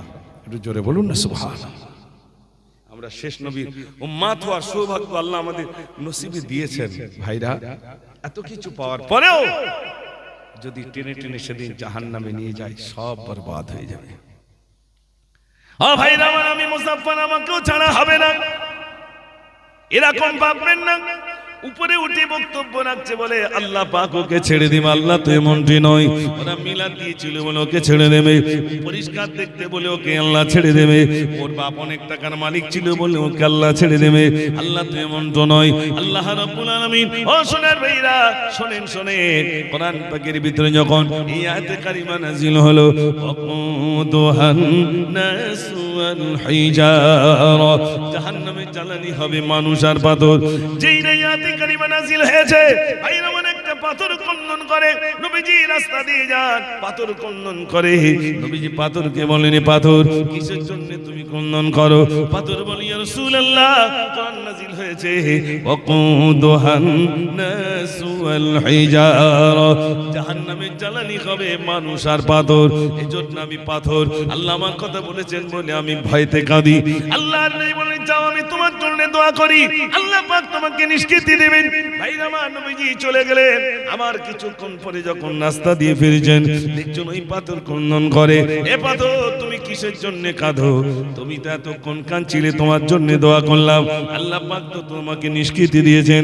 পাথর বলছি, যে আল্লাহ আমাকে জাহান্নাম থেকে নিষ্কৃতি দিয়েছে, সেই আল্লাহর শুকরিয়া আদায় করতে করতে আমি পাথর কাঁদি। আগে কাঁদছিলাম জাহান্নামের ভয়তে, এখন কাঁদছি যে আল্লাহ আমাকে ক্ষমা করে দিয়েছেন, সেই আল্লাহ শুকরিয়া আদায় করতে করতে কাঁদি। একটু জোরে বলুন না সুবহানাল্লাহ। ভাইরা কোথায় গেল? অনেকক্ষণ তো হয়ে গেল, বক্তা নিয়ে আসতে হলে। দুরূদ শরীফ পড়েন, আল্লাহুম্মা সাল্লি আলা, সবাই পড়ে, মাওলানা মুহাম্মদ ওয়া আলা আলি সাইয়্যিদিনা।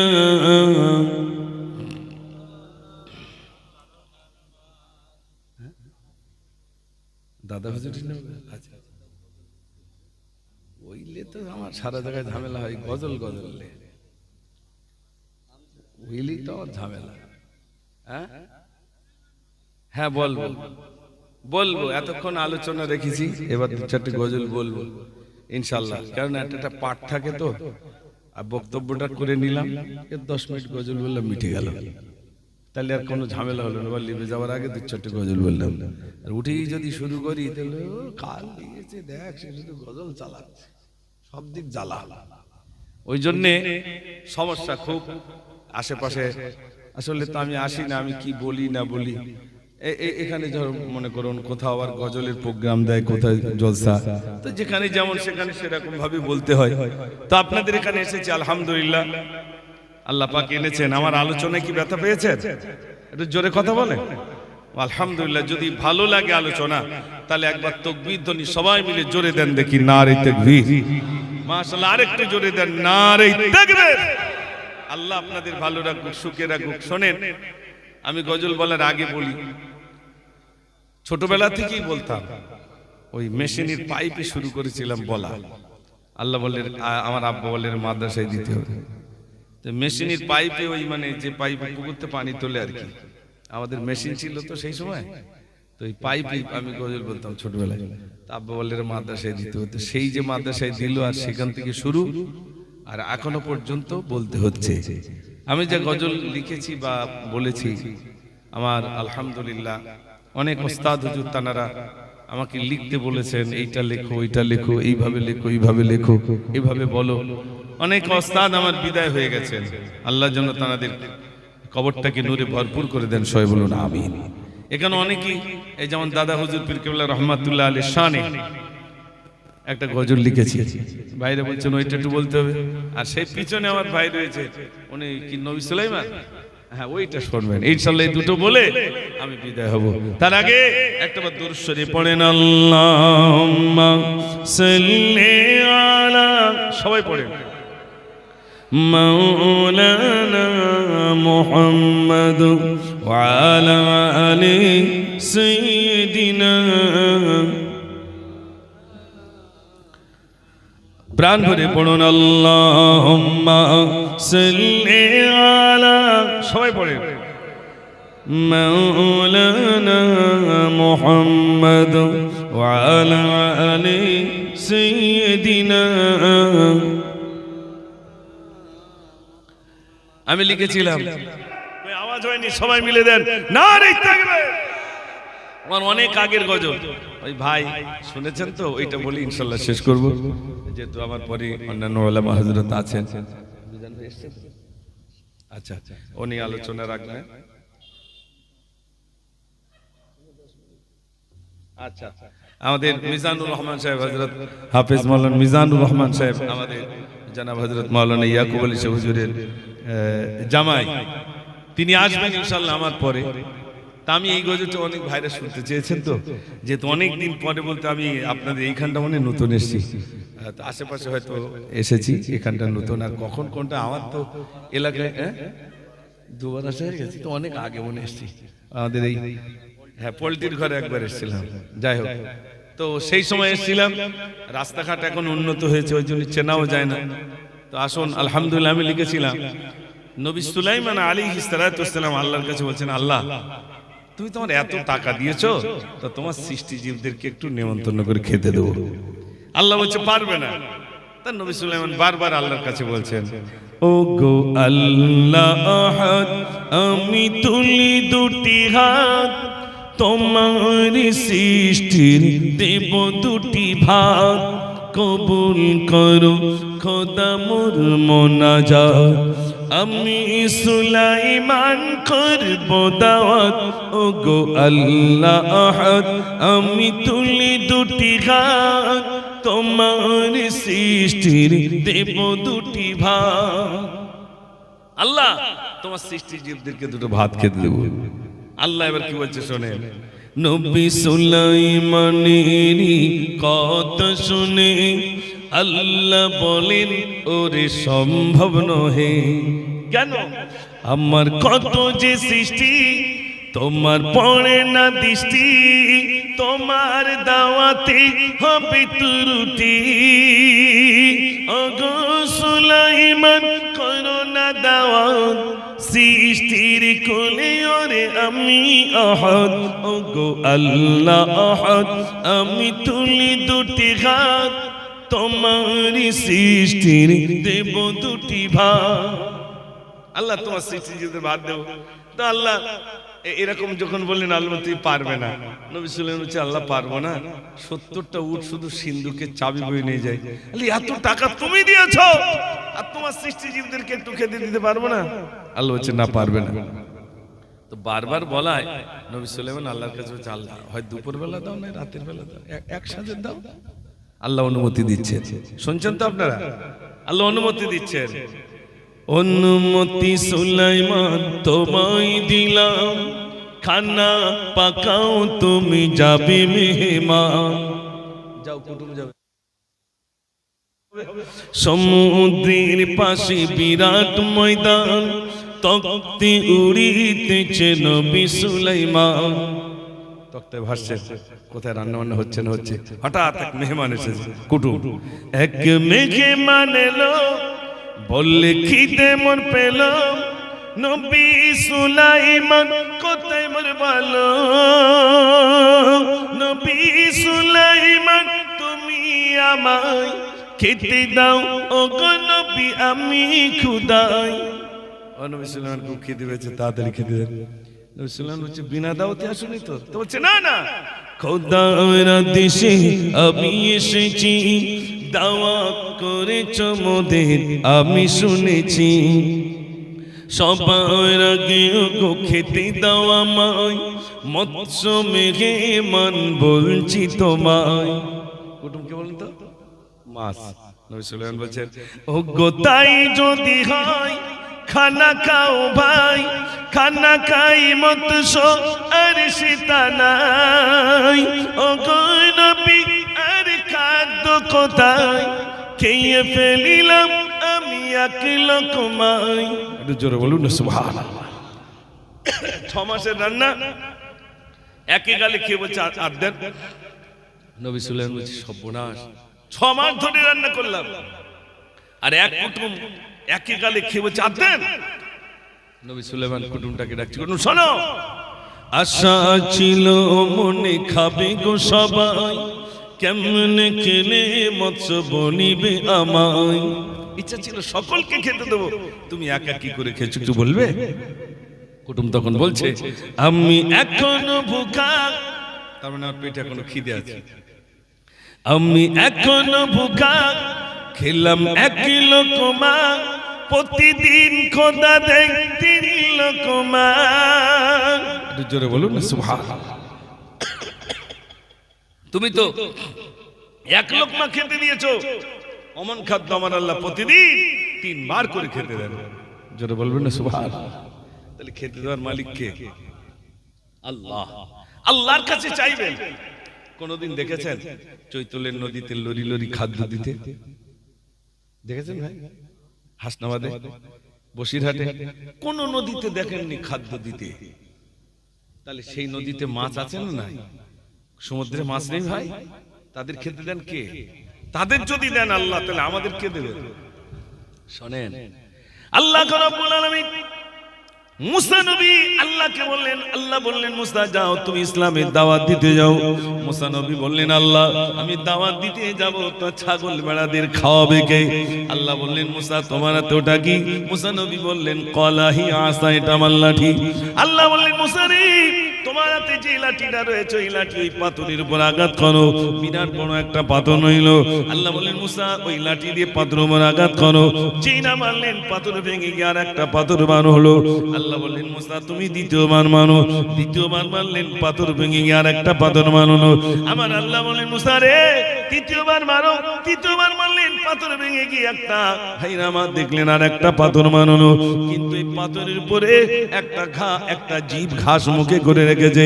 আমার আল্লাহ বললেন মুসা রে 3 তবক পাথরের ভিতরে ওই জীবটাকে খেতে দেওয়ার মালিক কে? একটু জোরে বলুন না, জোরে হবে না সুবহানাল্লাহ। 3 তবক পাথরের ভিতরে ওই জীব